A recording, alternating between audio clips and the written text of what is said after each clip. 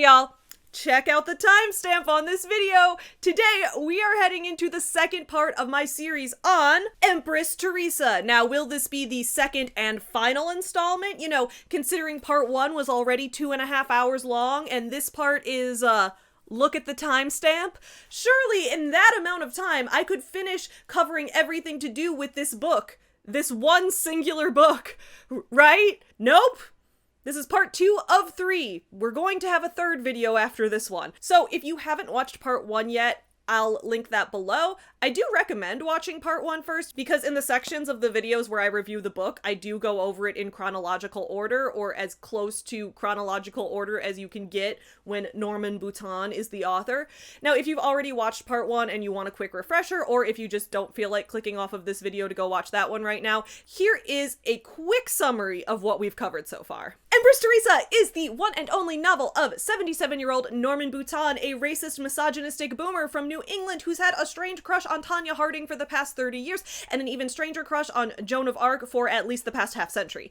In the early 2010s, he took the draft of his magnum opus, the 465-page tome Empress Theresa, to various online writing forums under the guise of seeking feedback, when in reality he was just trying to get attention and publicity for a book that he'd already finished and had no intention of revising. He then started fights with every single person who gave him feedback, like he'd originally requested, leading him to get banned from multiple online forums. He then published the book in 2013, after which he became even more infamous for trolling his own Amazon and Goodreads review sections to argue with everyone who didn't unconditionally love his book. During last month's section of this review, we went through chapters 1 through 5 of this book, so a quick summary of what happened in those chapters. The main character of the book is Theresa Sullivan, a good Catholic girl from a good Catholic family. When she's 10 years old, a fox vomits a strange white ball out of its mouth and shoots it directly into her stomach, which causes her to merge with an alien entity that she names Hale after the movie 2001: A Space Odyssey. Don't worry, it doesn't make sense in the book either. The government can sense that Theresa has this entity inside of her, so they start stalking her, and she confides in the only person in this world that she can truly trust, which is, of course, her Catholic priest. Theresa gains superhuman powers like super strength and perfect accuracy. The alien also makes Theresa's hair grow in really thick and makes her go through puberty early and have a womanly body at a young age, so she's allowed to skip a grade in school because of that. Don't worry, it doesn't make sense in the book either. In high school, Theresa uses her new powers to become a baseball star, which makes her start getting lots of hate from internet trolls. Then in college, Theresa meets a guy named Steve who falls in love with her when she's wearing a low-cut, tight, short black dress that Norman just has to describe in explicit detail because he is creepily in love with his own main character. Theresa marries Steve literally a couple weeks after she turns 18,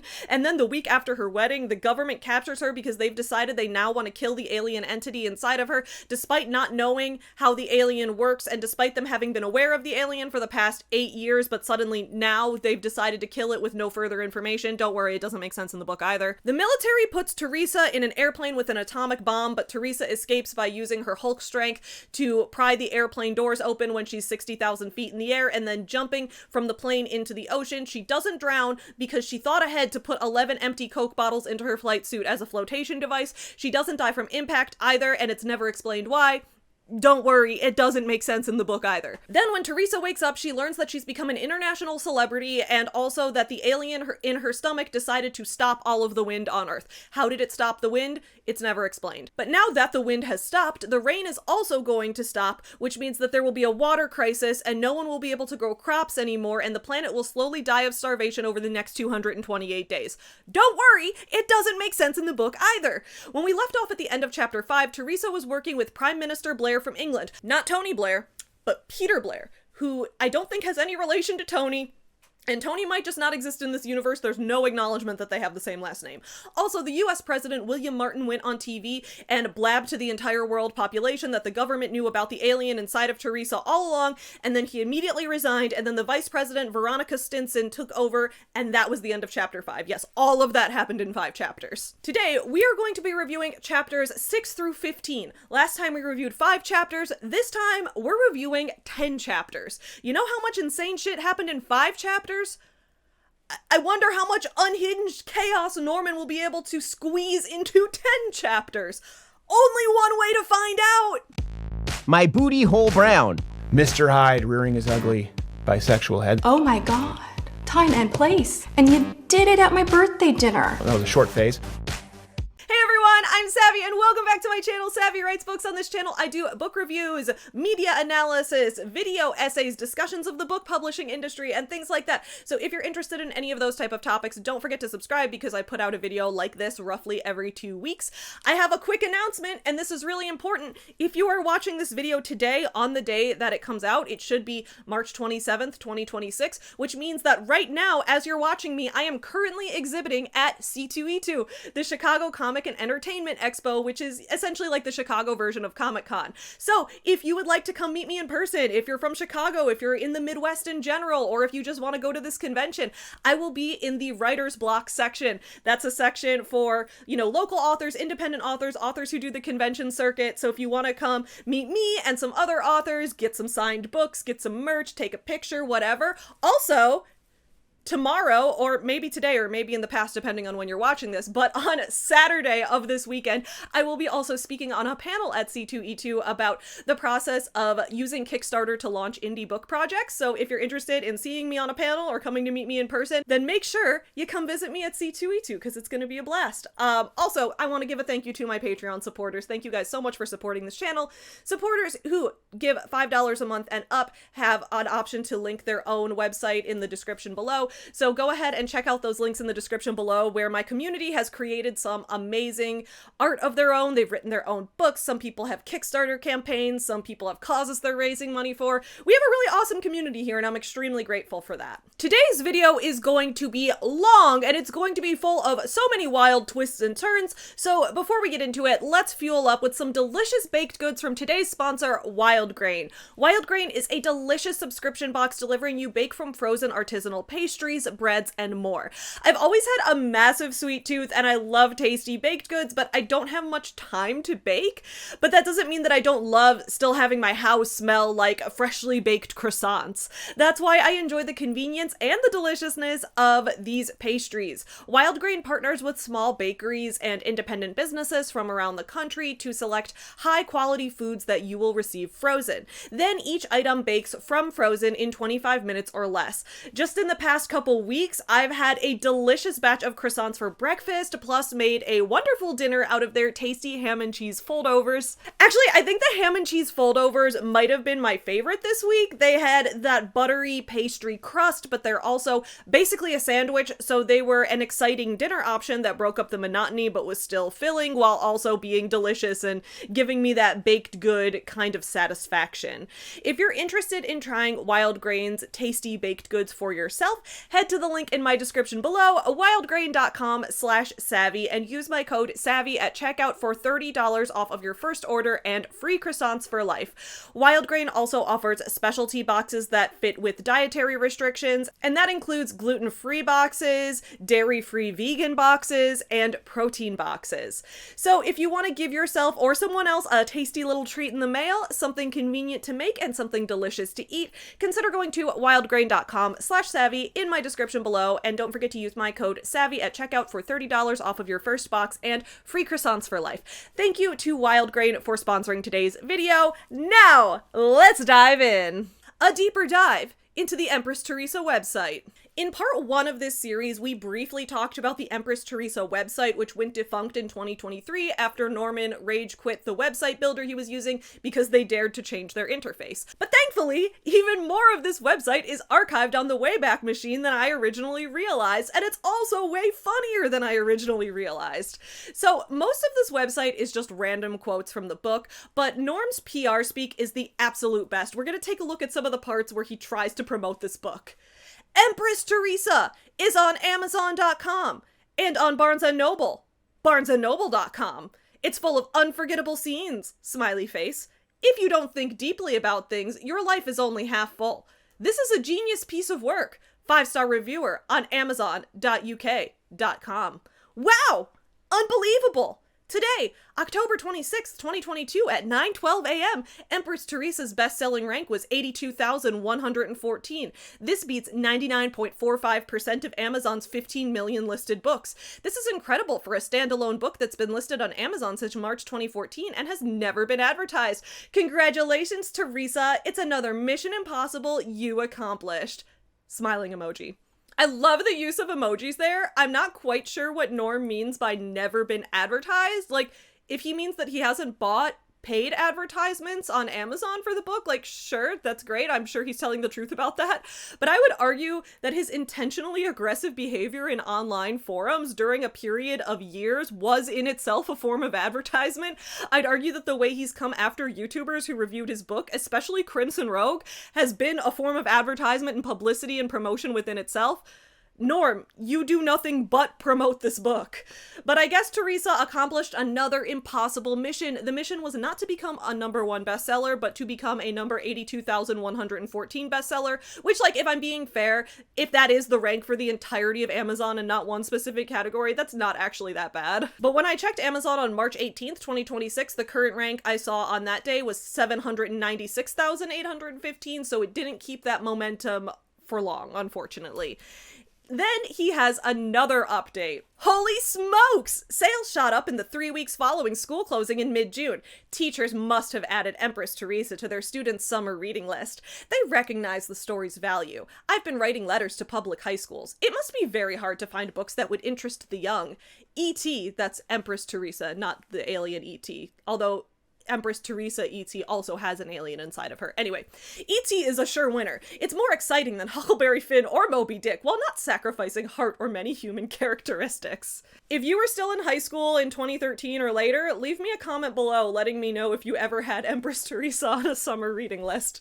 Then Norm has a section of his thoughts on the possibility of Empress Theresa one day becoming a movie. If they make a movie, ...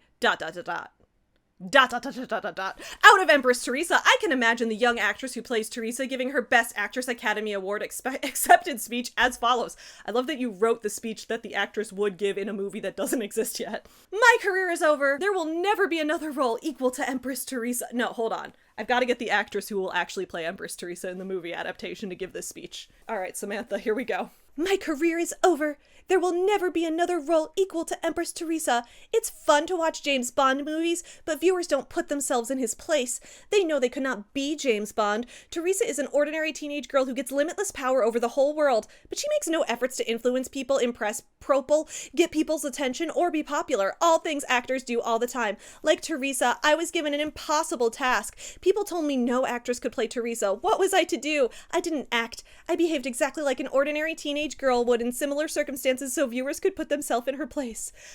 I love that Norm is consistently like, people can't relate to other heroes like James Bond because they could never be James Bond, but any teenage girl could be Theresa. All they have to do is find a fox to shoot a white ball containing an alien entity inside of them, gain superhuman powers, and then jump from an airplane, stop the wind, and be tasked with saving the world. We could all do that if we so chose. Norm says, she holds her Best Actress Oscar up and the Academy cheers. Actors understand what she's talking about. You have to reach viewers with realistic characters.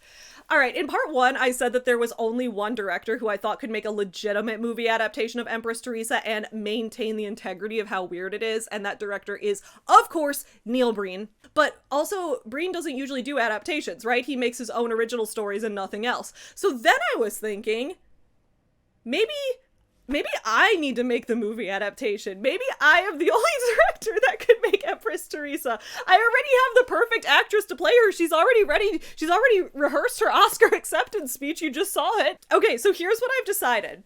I'm gonna make that a goal. If this series of Empress Theresa, I have part 1 out, this is part 2, and then in a month or so I'm gonna put out part 3. If any one of those 3 videos, any one of them hits 1 million views, I will make a stop-motion animated movie adaptation of Empress Theresa starring Samantha among a cast of American Girl dolls. I'll do it. I want to. But the reason I'm like, I have to hit 1 million views is that I'm like a very mid-size YouTuber. I can't take that much time off to make a giant stop-motion animated movie because I won't be able to pay my bills. But if one of the videos at this length hits 1 million views, I could probably take like a month or 2 off and make a video. So anyway, get them to 1 million views and I'll do that. I'll fucking do it. But we need at least one video in this series to hit 1 million views, and we're nowhere close, but hopefully we'll get there one day. All right, good, sounds good. All right, back to the website. So then Norman has to give us a bullet point list of reasons why Empress Theresa is the greatest book ever. He can't let the book stand on its own. He has to give us a bullet point list on his website. Could you find another book like this? Forget it. Empress Theresa is a story like no other. It's truly one of a kind. It's full of scenes you've never seen before. I mean, yeah, that's the idea behind any piece of work that isn't plagiarized. It should be full of something you've never seen before, because if you've seen it before, then you probably plagiarized it, Norm. Consider the following 2 emojis. How many stories do you know that aren't about an American teenage girl, take place in present-day United States, have no foul language, have no objectionable situations, have no political agendas, have no references to race or LGBT, and have no violence, ... but ... have life-threatening situations, have impossible problems solved with brilliant solutions, have heroic sacrifice, have a wide variety of themes, coming of age, courage, generosity, youth, role of women, role of men, power, good and bad, humor, heartwarming scenes, patriotism, and many others, and, after all that, are fun to read? Empress Theresa is all that! Shocked emoji, tongue out emoji. All right, we need to talk about that whole list there. So Norm is claiming that Empress Theresa contains exactly what he has in that list and does not contain anything scandalous, like foul language, objectionable situations, political agendas, or references to race or LGBT.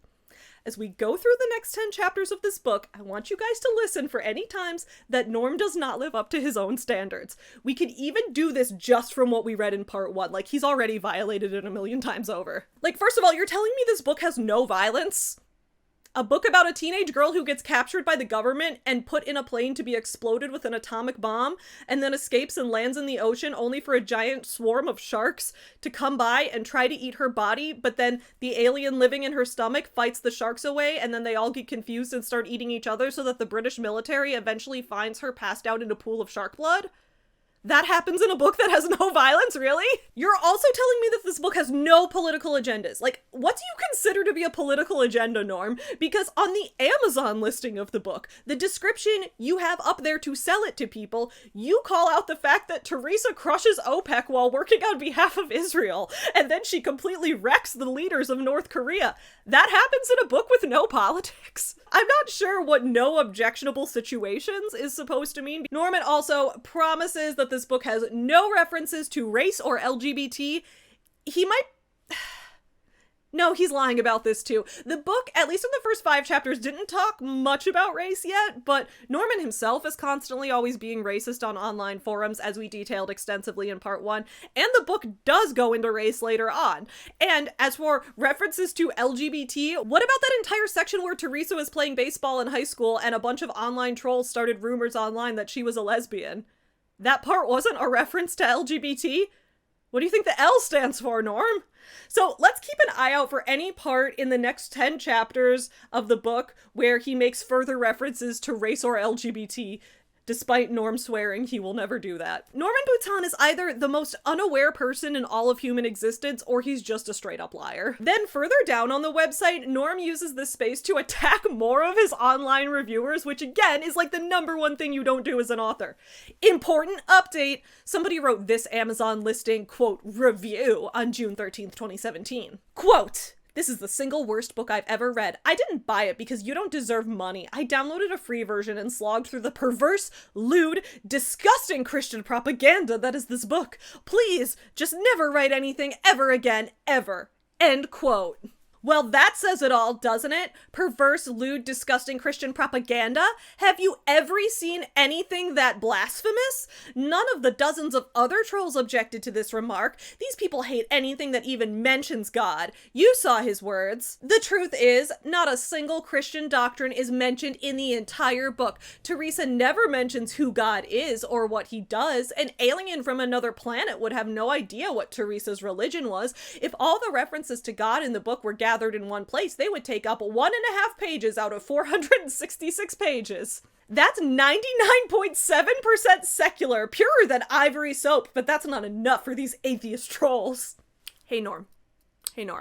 If you think that books with foul language and other things you find objectionable are inherently lewd and perverse, don't be surprised when someone else who might have different standards than you finds Christian propaganda or really any form of propaganda to be lewd and perverse. We're all entitled to having different opinions and values in this world. Also, What the fuck are you smoking when you say that Theresa never mentions God? Theresa talks about God constantly. In part 1, when I was reviewing chapters 1 through 5, right? Remember when she was about to die in an A-bomb explosion and all she could think about was how grateful that she remained a good Catholic girl all her life because now she'd have a good afterlife waiting for her after death, whereas all the atheist trolls online would have to burn in hell since they refuse to believe in God? That was in the book. She constantly talks about how creationism is valid and how God has to be real because there's no logical argument that he's not. Like, she goes on regular tangents about this. Norm, I don't care if you believe in God. I don't care if Theresa believes in God. You're allowed to do that. That's fine. But for you to say that Theresa doesn't mention God or talk about faith in this book that's just a lie. That's such a huge lie. This book has a very clear position on religion that's only going to continue.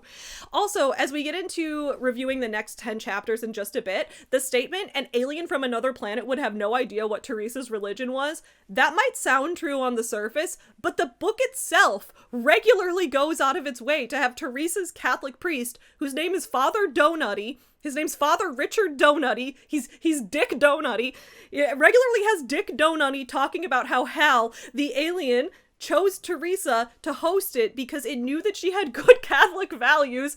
Like, literally everything you just said is a lie. You're lying to our faces right now. The rest of the website contains these similar type of nonsensical ramblings, so we'll finish the website section on this gem, okay? Norman shows us a picture of one of the previous editions of Empress Theresa, which had a different cover. And he says, the previous cover image, Theresa looked like a sumo wrestler. Well, how many authors also paint their own coven image? Well, I've never painted a coven image before, but I do actually do some of my own cover art. I do. I'm one of those authors just like you, Norm. Not for every book I've written. I've also worked with other artists and stuff, but I do sometimes use my own art and my own lettering on my book covers. Like, I did all the cover art and title lettering on Just Me Wrigley and on The Love of Senior Dogs. And for my upcoming novel, Not Straight, which is coming out June 2nd of this year, I drew the characters on the cover and I drew that twisted spine design. So, like, that's my original art on the cover of that book, too. So as an author who does my own cover art sometimes, I'll be the first to tell you, Norm, your covers really are something fascinating.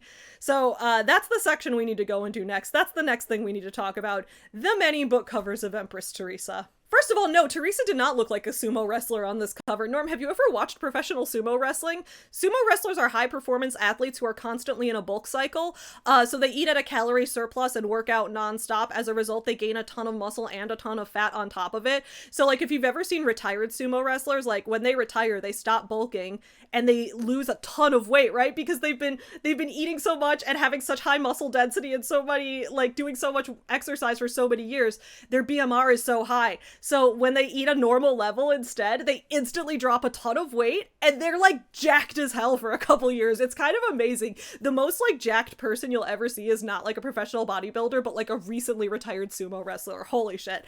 So very few women are involved in sumo wrestling, especially at high levels of the sport. So it would be strange to see a sumo wrestler whose main focus of the body seems to be her giant bulging titties. I do like sumo wrestling. I think it'd be a fun sport to try, but I don't think I have the dedication for it. But I will say, Norm, for doing your own cover art, the face on this version actually isn't that bad. Like, the eyes, the nose, the mouth, they're all correctly proportioned. They lay in the right spots on the face. And I'm saying this genuinely because facial proportions are not that intuitive when you're an amateur artist. So the face that Norm does here does actually have some potential. I think he has some potential in visual art.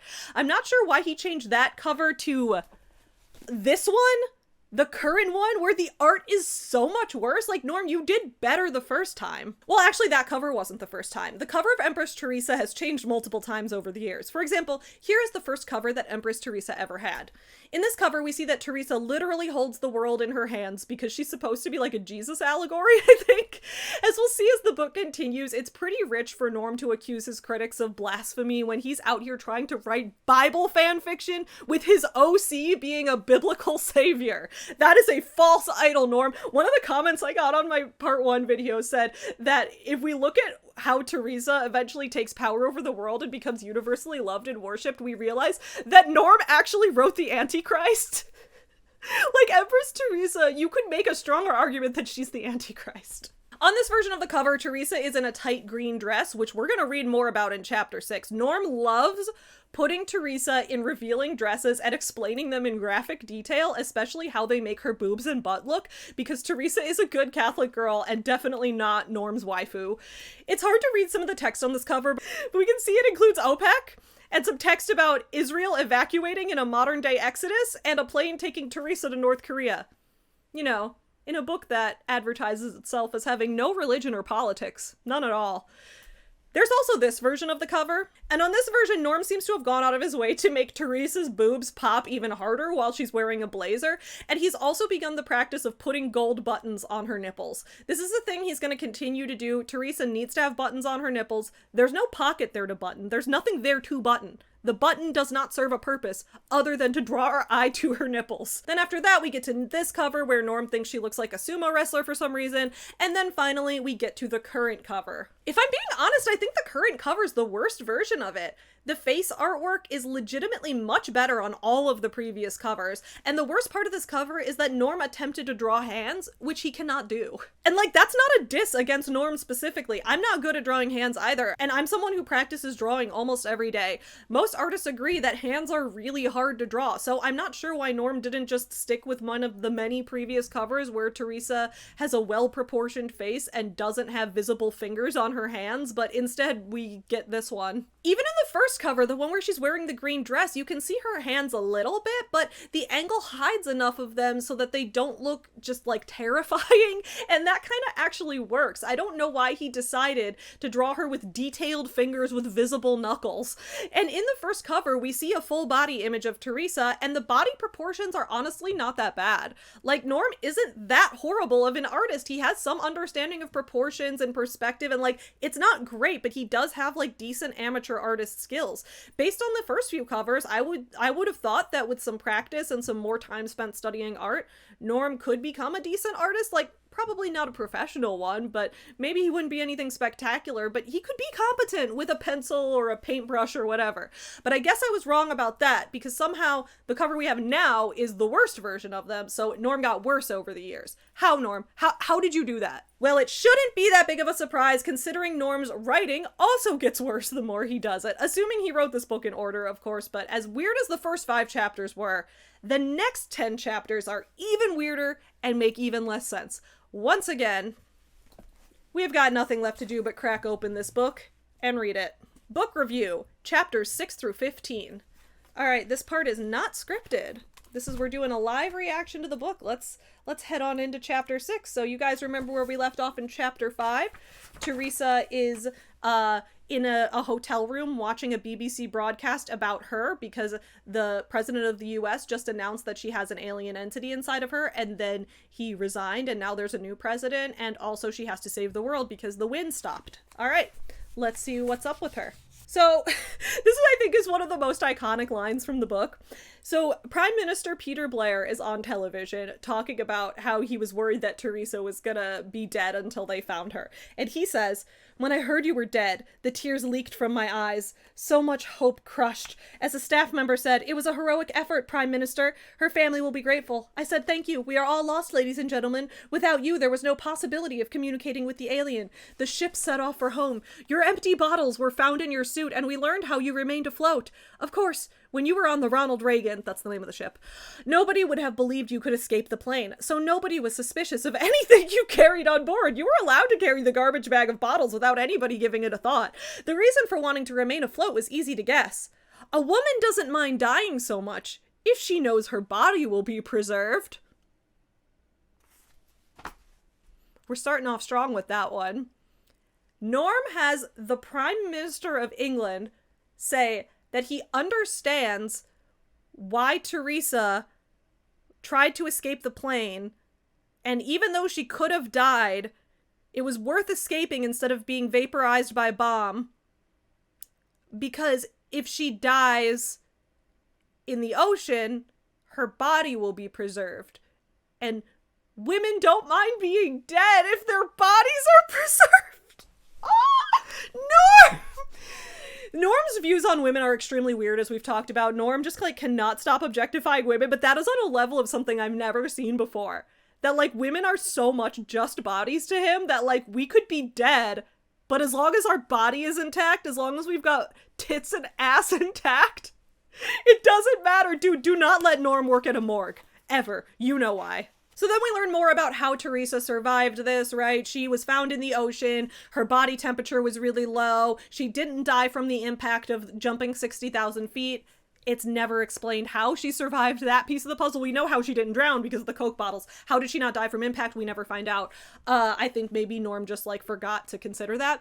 So we talk a little bit about how they revived her, how in the hospital they brought her body temperature back up and got her back to life. So she's still like, throughout chapter 6, she spends a lot of time just watching this BBC broadcast where people are talking about it. And she's thinking to herself, so what had Hal done? I hoped the BBC presentation would show what Hal did, but I didn't see anything except his saving me from the sharks. Remember, he fought off the sharks so they didn't eat her. They ate each other instead. And then it says, commentators took over on the television screen. One said, how does the Prime Minister know Mrs. Hartley is the right person to restore the wind? Does she have communication with the alien? What haven't we been told? And Theresa says, then I remembered something. When I woke up in the hospital, Blair said I was the right kind of person to do what was needed. This made no sense if he meant restoring the wind. Anybody could do that if it could be done. What he meant is I was the right kind of person after the wind situation was fixed. If I could influence Hal to restore the wind, I could influence him to do other things later. What kind of person I was would be very important. I told Nancy, that's her assistant, he's not talking about the wind. He's talking about what I'll do later. He knows I won't mess up the world like a world dictator. Okay, couple things here. First of all, keep in mind the fact that Theresa is like, her whole thing is that she won't become a dictator. We're going to see if that remains true or if later on Theresa does become a dictator. There have been parts in this where I realized that like if we interpret this as a villain origin story and that Theresa is a villain, it actually works a lot better. Because if there's that moment there where she's like, they think they can trust me in charge because I won't become a dictator, and then we slowly see her turning into a dictator and the way that power can corrupt us all. It's like a Lord of the Rings type of thing, right? Like that could actually kind of work. Like the story still would have a lot of things that don't make sense, but at the very least Theresa would have a character arc that would be like kind of interesting and might say something. But it's very clear throughout this that Norm thinks Theresa's always right still. The other thing I realized when I read this section, that's when it clicked for me that Norm is trying to make this a Bible story. Like, that's why he's so adamant about this. He legitimately believes that he's come up with what could be a modern classic, and he wants to elevate it above other modern classics because he believes that this story is like biblical in its telling of morality, that it's like a piece of mythology that should be a part of humanity and general widespread human culture across multiple countries. Like, he believes that this is meant to be that type of story, that we're reading a story about someone who is like the Messiah, who was sent here to save us all. That's why Theresa exists. She has that power within her. The power comes from an alien in this case, but we see the fact that she is this type of person through the fact that she doesn't become a dictator. That doesn't work because Theresa does become a dictator and Norm just doesn't seem to be aware of it because as a dictator, she's doing all the things that he would do. So in his mind, they're the right things to do. So you're not a dictator if you're doing things that Norm likes. He's one of those people. But that's when I realized, I was like, oh, okay, I get what he's trying to do with this. He's trying to make Theresa into a biblical figure, and that's fucking weird. You've written the Antichrist, Norm. Chapter 7 is nuts, okay? So in chapter 7, this is where Theresa finally gives her main, I think it's like her one and only interview. She notoriously doesn't like giving interviews. There's going to be a lot of parts in this book later on where we realize that Norm seems to just personally have beef with the concept of journalists and the press and the media. He has a strange hatred of like reporters, newscasters, actors, movie stars. Like, I don't know why. He just hates celebrity culture, which is like, there's some validity to that. But his beef with it is like, it feels very personal. So Theresa hates reporters. She hates being on TV. She will not give interviews and she feels very morally superior because of this. But at the very beginning, she gives one interview. She gives an interview on the BBC where she talks with Prime Minister Blair about what's going on with Hal and the alien inside of her. So let's hear how Norm writes about this, all right? The whole world was watching. My hair had dried and flared out in that magnificent mane that oohed and awed everybody. My green outfit was modest, only 5 inches above the knees, and with not much cleavage, but didn't hide my well-turned figure. All right, my chest and butt were well outlined. There, I said it, so call the police. Was I conscious of the effect I had on viewers? Everybody knew I was, or I would be sitting down. I could imagine Steve grinning from ear to ear. I glanced at the TV screen. It showed my magnificence in full-length profile. The technicians started grinning. They knew, and knew that I knew they knew, etc. I struggled to maintain an innocent expression, but the grin worked its way out. I couldn't help myself. I had to say it. You should see the little black nothing dress I had on the first time Steve entered my dorm room. The technicians and government men all laughed. Who could blame me for taking a once-in-a-lifetime opportunity to flaunt it to the world? So later when Theresa is like so smug about the fact that she won't go on TV and won't talk to reporters, and she's so modest and she doesn't like attention like all of those shallow celebrities out there, keep in mind that right here, the one time she does go on TV, all she wants to do is show off her body to the world. This is like such a weird glimpse into Norm's mind. This is such a strange perspective of the world to have. He's set up a situation where a young woman is being objectified, and she's the only woman in the room.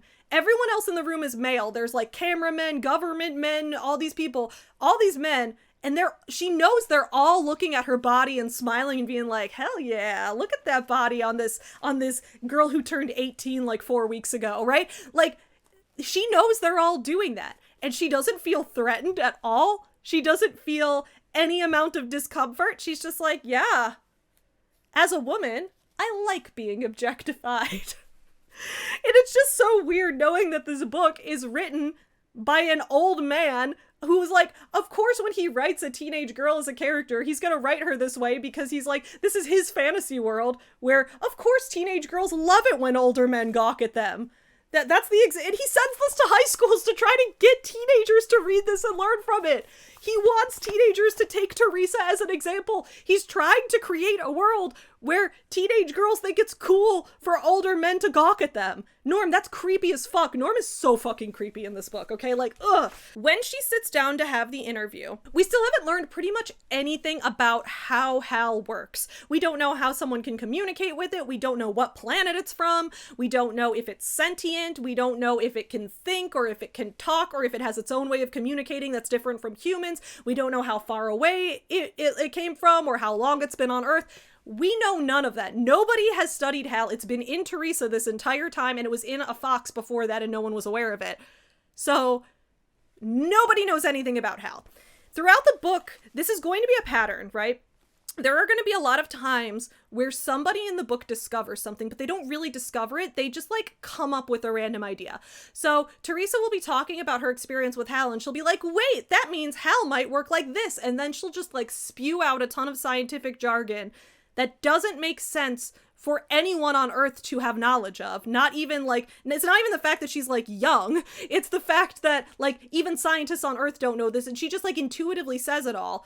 And it reads as if like she's coming up with a potential idea that then they're going to go say, okay, let's look into that. Let's pursue that. No, the second a character in the book says something about how they think something works, there's no process of figuring it out. We as the readers are supposed to just say, okay, that's how it works. We're supposed to just accept that at face value at that moment and take that as like, now that's background information in this book. That is now lore. That's part of the story. We now know how Hal works because it just popped into Theresa's mind right now and she told us. Steve will do this later. Prime Minister Blair will do that. Like lots of characters do this where there's something that we don't know and they'll just be like, oh, I bet it works like this. And they'll just like lay out the most detailed thing that they'd have no reason to come up with or understand. And then we as the audience are supposed to be like, oh, okay, I guess that is how it works. They just said that, so it's true. And that's because Norm is like, he's the god of this world, right? Like he's the author. He puts that in the book and he doesn't know how to better convey the information that that's how it's supposed to work to us. So he has a character just think of it It's really weird. We're gonna take a look at how this works. She's in her interview, and Prime Minister Blair says, let's talk about what Hal does. He seems to do things for you. You should have broken bones when you fell in the water. I mean, she should have died, but anyway. Did Hal prevent that? So Theresa says, maybe. When I played baseball with the boys, the kids had a betting pool on how many games I'd play before I broke an arm or leg when I crashed into basement. They were sure I'd wipe out. Nobody believed I'd last 4 years without an injury. Hal takes care of my bones. Okay, that's valid. So we know that maybe the reason she didn't die is that Hal protected her in some way. Hal is just all powerful, I guess. It's just like a quick way to give her like invincibility. It's a little bit of a cop-out, but okay. Hal gives you extraordinary strength. This helps you? She says, it's useful. He says he gives you accuracy in throwing things. Useful? She says, it helped in pitching baseball. Father Donut, he told you that. I didn't tell him one other thing. When Hal merged with me, my hair started growing thicker. I looked at it under the microscope. It's nearly twice as thick as other girls' hair. Do you look at other girls' hair under the microscope too? You put it under the microscope to see that? And then how did you do a comparison? Whose hair did you put under a microscope? So the Prime Minister asks, how does stopping the wind help you? And she says, it doesn't. I've been thinking about that. Hal is beginning to sound pretty dumb. So Hal stopped the wind, and the Prime Minister's like, okay, why did it do that? And instead of Theresa being like, I don't know, maybe it has some kind of alien agenda that it's trying to accomplish and we should research that, instead she just says, well, it's probably dumb. It's probably stupid because stopping the wind on Earth is a stupid thing to do. So Hal must have had no reason to do that. It must have just done that because it was stupid. And we, as the audience, are not supposed to be like, oh, okay, so maybe Hal, how does that, that doesn't benefit Theresa, doesn't benefit anyone. Why would Hal do this? Is he working on behalf of another planet? Is there something strange going on where other planets are incentivized to want to stop the wind on Earth? Is there going to be some kind of intergalactic war? No, we're not supposed to think about that. Theresa has just decided that the reason Hal stopped the wind was because it's stupid and didn't realize stopping the wind would be a bad idea and just did it on a whim, I guess. Okay. Prime Minister says, Hal thickens your hair, gives you throwing accuracy, gives you great strength, and defended you from sharks. Putting aside their individual effects, what is the purpose of these behaviors? Theresa says, it's either to defend me or our merger. Hal might be defending your merger, he asked, clutching at straws. I don't understand how this clutching at straws, that's a very valid question to ask. He must get something out of it. Let's review. Hal is made of dark matter, he's stupid, he defends you in your merger with him. What does he get from the merger? So then Theresa thinks about it for a few seconds and comes up with an answer to this somehow. He becomes something more than he would be on his own. It's pretty dull in the dark matter universe. Ah, a stupid Hal who has a need. A fox walked up to your mother before you were born and Hal merged with you 10 years later. Are there two Hals? Theresa says, I never heard that story. What happened? And Prime Minister Blair says, a fox walked up to her and watched her for a few minutes. That happened 18.5 years ago. You were expected. So that makes no sense, but I'm gonna try to recap because I think I see what Norm's getting at here, but it doesn't make sense. So remember in part 1, in chapter 1, there was a part where Theresa was talking about her childhood, and then she goes, oops, I have to tell you about something that happened a few months before I was born. A few months before I was born, my mom was raking leaves in the yard, and a fox stared at her for a little bit, and then after the fox stared at her, it left, and I didn't know about that story for 18 years. And it's like, that's not really much of a story. Animals are outside all the time. That's where they live. So I was very confused by this. So at the time I was like, Theresa's 10 at the beginning of the book. How does she know this if she didn't learn this story for 18 years? And this also happened while her mother was pregnant with her. So it's like, something happens while your mom is pregnant with you. You don't learn about it until you're 18, but now while you're 10, you're telling us about the fact that you're not going to learn about this till you're 18. Okay, whatever. Then this seems to be the moment, like at that point when Theresa said that, she wasn't saying that as a 10-year-old, I guess. She was saying that as an 18-year-old who then goes back to talking about being 10. Now, this is the part in the book where she actually, at 18 years old, learns it. She learns that story. Prime Minister Blair tells her that story. Okay, here's my question. Why does Prime Minister Blair know that a fox randomly looked at Theresa's mom one time 18 years ago?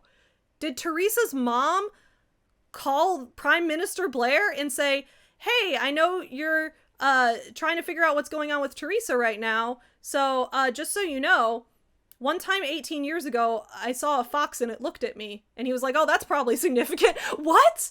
Here's the thing. I've probably looked at all kinds of animals at one time or another and not thought about it. Like, I don't remember, like, specific things that, like, I don't remember specific encounters with animals unless they're significant. Like, it's not like the fox attacked her. Or, like, if the fox had shot the white ball into her, maybe she would remember it then.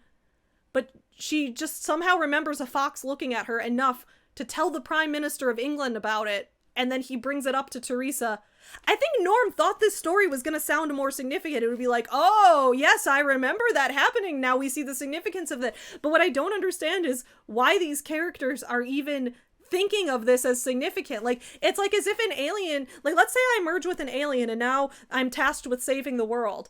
And I think, ooh, there was one time 6 years ago where my dog saw a skunk in the yard, and they sniffed each other a little bit, and I went home and made sure that the skunk didn't spray my dog because that would smell bad.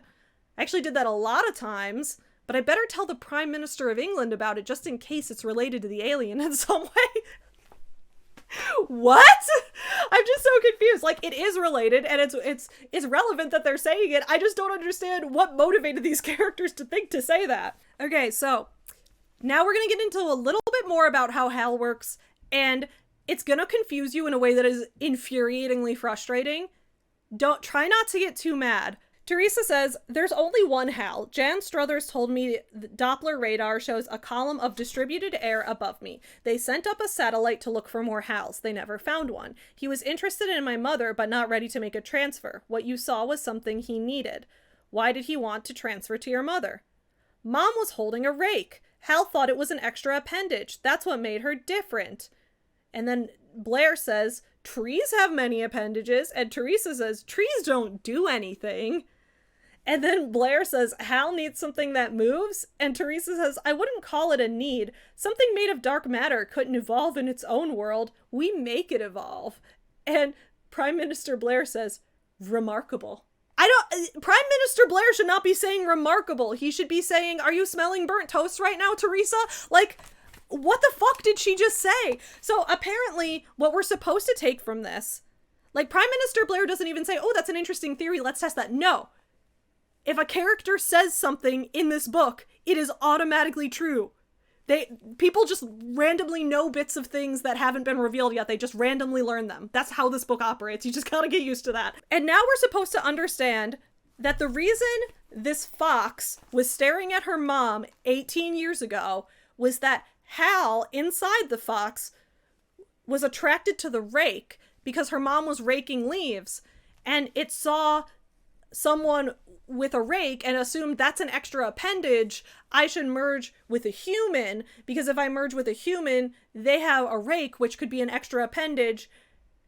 That as a fox, I'm with a fox right now, they have 4 legs, but this human now has 2 arms, 2 legs, and a rake. That's 5 appendages, so that's even better. So I should merge, like, and that's how it thought that. What? Has Hal never seen anyone raking leaves before? Has it never seen any non-human animals that have more appendages than 4 or 5?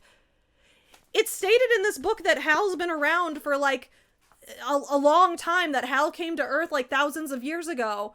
And during that entire time, not only did it never see any type of animal or creature with more than 4 limbs, but it also never saw a rake. It never saw a human raking leaves. It saw a pregnant woman raking leaves, and it said, ooh, I need to merge with this. But then doesn't merge with Theresa's mom because it's not ready to, whatever that means. So it decides to come back and merge with Theresa later on because she's the offspring of the woman with the rake? The fact that that doesn't make sense should infuriate you, because that's taken as fact for the rest of the book. Like, there's no reveals, there's no learning more about, like, no, that is fact. That is how Hal works. We now know that. I don't understand, even remotely. So eventually Theresa gets tired of doing this interview and says, enough, I figured out what Hal is about. Like, literally, that happens in the scene. She's like, this interview's over because during the course of this interview, I've discovered how this alien works and how it's made of dark matter and how it wanted to merge with my mom because she had an extra appendage, but also it's stupid enough to stop the wind. And that makes perfect sense. So we can all go home now. Literally, that's what she does. And the book treats that as normal. This now means that piece of the story's over. We have now discovered this. Now all that's left to do is figure out how to control Hal. So then Theresa goes on to start rambling off more facts about Hal that nobody has any way to know, but that she just suddenly knows because I don't know, did Hal give her this knowledge? What is his Norm's cop-out answer to how this works? Anyway, here's what she says. Hal has nothing to do with any alien civilization. He has no more brains than a jellyfish. He's a natural thing left over from the Big Bang. There must be trillions of Hals all over the universe. You just said there was only one Hal. Anyway, after spending time on one planet, they reproduce somehow and travel to other stars. The Hals cling to objects made of matter. Think of syrup on pancakes. The Hals are the syrup, and they assume the shape of the pancakes. Most of the Hals clung to rocks billions of years ago. They'll be there forever. A few Hals wandered into planets with living creatures. An animal has a more complicated shape than a rock, so when Hal slipped off a rock during a landslide or something, there was a good chance he'd cling to an animal and stay there. An animal has appendages that act like grappling hooks. Hal won't slip off. The animal grows old and dies, but now the animal's shape is imprinted in Hal like the pancake and syrup. The next thing he clings to will be similar. Does this make sense? I like that Theresa asks if it makes sense. The answer is no, it doesn't, but Prime Minister Blair's like, yeah, that makes perfect sense. Hal will cling to a more complicated animal if he finds one. When he saw my mother holding the rake, that triggered the transfer response. It probably took years to do this, but time means nothing to Hal. By the time the transfer was ready to do, I was 10 years old. Instead of my mother holding the rake with both hands, I was on the deck holding a book with both hands. Hal was too dumb to know the difference and transferred to me. Now we have to talk about why Hals do anything. They merge with creatures on 100 planets to have something to cling to. Animals move around and do things. The Hal structures modify to keep up with these movements. They work together. Here's the critical point. This is where Hal becomes what looks like an active agent. Everything an animal does is a reflex. Hal's structure is doing reflexes to keep up with its host animal. Hal's own structural organization depends on the structural organization of material things. That's why he clings to things. What you have to understand is Hal doesn't operate like we do. He acts because he taps into momentum of something else. He moves because he's always moving in some way, not because he needs anything. He has no needs. By this time, I'll bet nobody could follow my reasoning. The technicians showed their confusion. Peter Blair was too smart to give any hint he didn't understand either. He was letting me talk myself out. I continued. This becomes so imprinted in his structure, he will do the reflex ahead of the animal when the stimulus is present. For example, if the animal is attacked, Hal will do the defense reflexes before the animal does. That's what the shark attack was about. Hal was fighting off sharks while I was unconscious. It's a good thing no human tried to hurt me. They would be hamburger. There's one more step to take and we get to the fully evolved Hal. After billions of years of merging with thousands of kinds of creatures on 100 worlds, Hal's reflex systems become so complicated he will generate new reflexes to help the animal that the animal itself doesn't do. Hair is an example. It's useful. It protects from the cold. It can be a kind of armor. Hal makes my hair grow thick or keeps it thick by keeping water in. I took a deep breath and smiled. I'm getting to the end. Strength is useful to any animal. It's a no-brainer why Hal gives me strength. It was probably the first reflex he developed. Some animals hunt by throwing things. Snakes spit venom. There's a little fish in New Zealand that squirts water at insects crawling on leaves to make them fall in the water. Accuracy is important. It shows how brainless Hal is that he doesn't know I don't throw a baseball to kill somebody. I guess it's lucky he didn't kill the players for me. About the wind. Birds, bats, who knows what else on other planets make their living by flying around. The air has to be calm. A high wind can knock the creature to the ground. When I fell out of the plane, Hal stopped the wind so that I could go back to flying. I can't ask him how he does it. There's nobody to talk to. We may never know how he stops the wind. The problem is he never developed a reflex to bring the wind back. There was no reason to. But that's not the end of the story, asks Peter Blair. Theresa says, no, the bad news is Hal is brainless. I can't communicate with him. The good news is he has no resistance to change. It might be possible to control Hal by manipulating his reflexes. It would be very difficult. Okay. So Theresa is now telling us that the reason Hal stopped the wind is that she was jumping out of the plane, right? And Hal had merged with animals who could fly before, so it said, oh, if there's too much wind in the sky, it might knock the animal out of the sky, so I need to stop the wind so she can fly more easily. Theresa has now determined that that's what Hal was thinking at the time, and we have no reason to believe her, but that's what Norm says happened, so that's just definitively what the story is now. But if that's true, Theresa caused this problem. As this book goes on, we're going to notice that Theresa has to keep saving the world, but everything she saves the world from are problems she caused herself. So if Hal did this, like, people are like, oh, thank you, Theresa, you've saved us. Without your powers, we would all be doomed. And it's like, without her powers, you wouldn't have had this situation in the first place. The wind wouldn't have stopped if Theresa hadn't jumped from the plane. And that's not to say that, like, that's Theresa's fault. Like, jumping from the plane, I guess, like, she was trying to save herself. That makes sense to me. Or actually, no. She thought she was gonna die anyway. She was just trying to preserve her body because a woman needs her body to be preserved. So Theresa caused this problem herself. and now has to fix this problem, and everybody's just comfortable with granting her unlimited power, knowing that she's capable of also destroying the world, and the world would not be in this situation without her and the alien in her in the first place. Cool. Okay, cool. So we gotta keep in mind, this is how Hal works now. There's no more need for discovery about how it works. This is how it works. All Theresa needs to learn how to do now is to control Hal. How does she, use his powers to, change things about the world? The type of writing in this section really bothers me because it's clear, like, this is pure laziness. And that's what's so frustrating, knowing that Norm didn't revise this book, didn't change anything in this book, and every time he sought feedback on writing forums, he'd get in arguments with people about how he doesn't need to change anything. And considering this is the first book he's ever written, and not only first book, like, as far as I know, first anything, he's never talked about any kind of writing process until this. It's like when he came up with this idea, he just decided he needed to now be an author and that this book was like the greatest thing to save the world, right? It was all for the sake of this book. But he had so much of a huge ego that he didn't even think, oh, I might need to work on my writing skills. I might need to figure out what connects with readers or what's going to make sense to other people. He didn't need to do that. He felt that he didn't need to do that at all. He was above all of that. Writing his first book ever, he was immediately a perfect, brilliant writer. So you get things like this, where Norm wants to convey this information to us. This is how he has decided that Hal operates. This is how he has decided that he's decided, okay, in my process of world building, the backstory of Hal is that he's been here for billions of years. He's merged with plants, rocks, different types of animals. He seeks out animals with different appendages. He has survival instincts. Okay, he's come up with this backstory about Hal. That's great.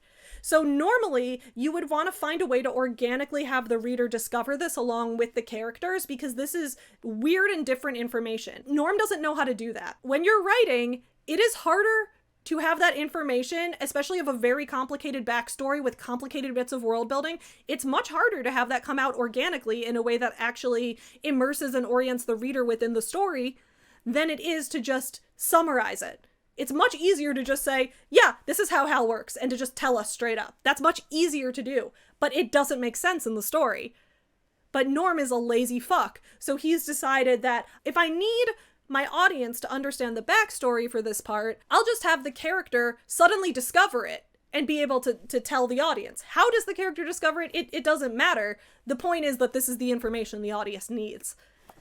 It completely takes you out of the story. I can't stress enough how awful this is. So then later, Theresa is already like, she's feeling so smug about the fact that she figured this out about how Hal works. So she's watching another BBC broadcast where commentators are talking about the fact that, oh, we've just learned how Hal works. So apparently the entire world watched this broadcast and nobody on the entire planet was like, wait, is that really how Hal works? Or is she just speculating? Are we going to test this? Or like, no, everybody heard this, and everybody, like the audience is supposed to do, just went, oh, okay, that's how Hal works. I understand now. Like, the entire world also just accepted that as backstory. Now commentators are talking about it on TV, and some of the commentators rightfully have some questions about this, and that makes Theresa so angry, because she told us how Hal works. If other people aren't willing to understand, that's because they're stupid. So here's what they say on a broadcast. Theresa Hartley said Hal develops reflexes by clinging to animals and adapting their behavior. She did not make clear how something made of alien substance would even want to adapt to our world's behaviors, nor did she explain why she was chosen by Hal out of the world's billions. That's true. That's a true thing. But Theresa gets angry. She says, that's not what I said. Hal didn't want anything. He didn't choose. I shook my head. It's their fault if they don't get it, I said to Nancy. Everything has been explained. Nothing is understood. People didn't understand because they didn't get what they wanted, an intelligent alien that could communicate and negotiate with them. They got me after I survived an assassination attempt by my own president. No wonder they didn't get it. They were afraid of me and the power I might get. So yes, if you say something that objectively makes no sense and people are like, wait, that doesn't make sense, the proper response is to be like, you just don't get it because you don't want to get it. Because if the thing I said is true, that means that I have more power than you and you're just not ready to accept that. It's like, no, girl, what you said actually makes no sense. So we get more of Norm's hatred of media, reporters, that kind of thing. We get more of that. I changed the channel to the biggest international media circus of all, CNN. CNN said it was doing an unscientific telephone call poll inviting people to vote on whether they wanted a committee in charge of Hal or me alone. Telephone numbers were posted on the screen, one number for Theresa Hartley alone, another for committee. The voting was tabulated according to the country of the phone call's origin. Voting numbers were also shown on screen. As CNN continued to promote the poll, the numbers rapidly climbed. We have 368,000 votes from the United States, with 76% in favor of Hartley going alone. No surprise there, they trust one of their own. In Europe, we have most of the Western Europeans leading towards a committee, with the interesting exception of Italy going for Hartley. The Eastern European countries, formerly dominated by the Soviet Union, want Hartley, while Russia leans toward a committee. In Muslim countries, we see an overwhelming preference for committee, while African countries south of the Sahara want Hartley. Japan is voting for Hartley, ... and they're going on. My question is, who in the first place was like, it's an option that Theresa should figure this out entirely on her own. The world is doomed. Should there be a committee that works together to figure out what this alien is capable of? Or should we just let this 18-year-old girl just like figure out how to save the world on her own, and the rest of us will just sit here and wait to die? And that, like, a significant portion of the world's population is saying, yeah, I trust her. She could just do it. Yeah, that's fine. I don't understand any human's thought processes in this book. Norman does not understand what motivates humans to think something or do something in a certain way.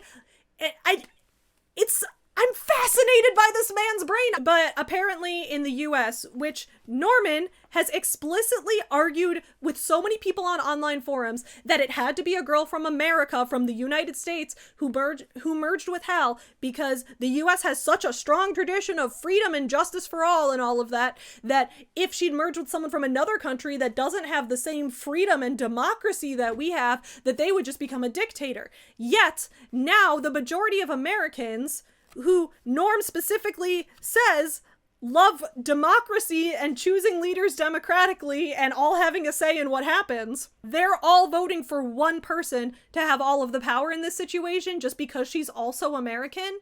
How does that make any fucking sense? Norm, we have presidents who are also American all the time. And you would agree that the point is that they should not have absolute power. Although, like, I get the vibe Norm's a Trump supporter. Like, I don't know if he is, but I get the vibe he is. We're now heading into chapter 8. And just in case you're playing a drinking game, which you shouldn't be because alcohol overconsumption is very bad for you. I just want to make that clear. But in case you're, either drinking every time that the book brings up religion and politics and race and LGBT, even though it said it wouldn't, or if you're drinking every time, like I mentioned in part 1, if you're playing the game where you drink every time that Theresa goes, I'm just a regular girl. How am I supposed to deal with this situation? I didn't expect this. I'm just a regular girl. At the start of chapter 8, in the span of 2-3 sentences, you'd have to take 2 shots. Get ready. Our Father in heaven, take this away from me, but if you don't want to take it away, at least help me get through it. That's Theresa praying. And then she thinks, what the heck was I doing here? Does an 18-year-old American girl belong in London with a mission to save humanity? It was crazy. So 2 shots for that. She watches on TV President Veronica Stinson, who's the new US president, and Veronica Stinson's talking about this. She says, when we face invincible threats to our lives and well-being, we feel a loss of influence to what happens to us. We're helpless and impotent. In desperation, we support a hero who promises to save us. For some, it was Napoleon. For others, Lenin, Hitler, or Senator McCarthy. Now we look at Theresa Hartley. But while the 4 men I mentioned had their own agendas, Theresa is working for a higher cause. She will submit her will to a higher will. Let us look forward with confidence and trust. Theresa is fighting for us. It didn't rival the Gettysburg Address. President Stinson was no Lincoln, but it said what was needed. Don't take a shot every time Norm just like puts Hitler and Stalin and those guys in as just regular examples of powerful leaders among other leaders who were not dictators. He doesn't seem to know the difference, and it's a little strange. And then on top of that, Veronica Stinson is now insisting that, don't worry, Theresa has absolute power, but I have it on good authority that she's working for a higher cause. What's the higher cause? It's God, of course, in a book with no religion, don't forget. The television showed Steve arriving at Logan Airport for a flight to London. He'd had trouble getting one. Everybody wanted to fly home to wait for Armageddon. Then he had the bright idea of giving them his name and asking for a flight. A limousine was sent to him in 90 minutes. You think? Wait, so you're the husband of the woman who's now tasked with saving the world, who's an international celebrity, and you're struggling to get a flight at the airport, and you don't think to be like, my wife is the one who's in this position right now, and I really need to get there because, like, my family's lives are on the line. But, like, you didn't think to mention that. You just were like, oh, I guess I'll struggle to get a flight. Okay. What did he think of me now? A wife should not keep secrets that involved her, and I didn't tell him about Hal. Would he be mad? Could he forgive? Was he coming to London with divorce papers for me to sign? No, there's actually no conflict regarding this. There's no... Steve thinks Theresa's perfect. He just, like, absolutely worships the ground she walks on. So when he learns this about her, there's no conflict. She worries about this because she wants to remind us that she's a good Catholic girl and a wife should never keep secrets from her husband. Norm just wants to make sure that we know that he's not condoning Theresa keeping a secret from her husband, who is an authority over her in his mindset. Also, we can't forget that at the same time, Norm wants Steve to think Theresa is perfect in every way and never have any criticism of her. So there's no actual conflict from this. She just thinks that for a minute. So then she's talking to her new bestie, Prime Minister Blair, again, and he's mentioned that he has set up for her to go to this mansion with some, like, British royalty that he knows. So she wants to hide out, have some privacy so that she can work on trying to figure out how to control Hal. That part's actually fairly reasonable, right? She can't be constantly hounded by the press if she needs to figure this out. Now, if I were in Prime Minister Blair's situation, what I would do is probably arrange for, like, a committee of the country's top scientists and maybe top scientists from other countries. They and Theresa could all maybe go to a private location together to work on this long term while they figure out how this works and help her figure out how to harness this power. But Prime Minister Blair does not do that. That's never even, like, an option he considers. It's not explained why he doesn't do that. I think Norm just, like, didn't think of that. So instead what he does is he says, yeah, Theresa needs privacy to work on this problem. She's going to work on it all by herself, obviously. And I know some British royalty, so I'm going to send her to, like, some nobleman's mansion so she can live there with a bunch of British people. She's heading off to the Parker estate. It's the family of Edmund Parker. That's his name. So she's going off to live at the Parker estate for a bit. And Theresa's mad because she doesn't like the way the media is portraying her, despite them not saying anything bad about her at all. I was watching television this morning. The dummies are saying all kinds of stupid things. They say Hal can't be made of dark matter. They say dark matter can't stick together, can't use energy, and can't do anything with matter. They say I've been communicating with Hal and stopping the wind was a plot to make me look like a hero. They say when the government grabbed me, Hal promised to get me out of the plane and keep me alive until a ship came. Sounds like a cheap made-for-TV movie. So Blair agrees with her and he's like, yeah, I'm so sorry you're dealing with that. Despite the fact that she did literally cause this problem, it is a problem because of the alien inside of her. If she had, like, at this point I'm starting to think President Martin was right. If she had just been exploded by the A-bomb, the world would be fine right now. Like, as I read this next section, don't forget, this book has no discussion of politics, race, or religion in it. Norm assured us this book has no political agendas. It has no discussion of race. It has no discussion of religion. It has no discussion of world none of that. None of that.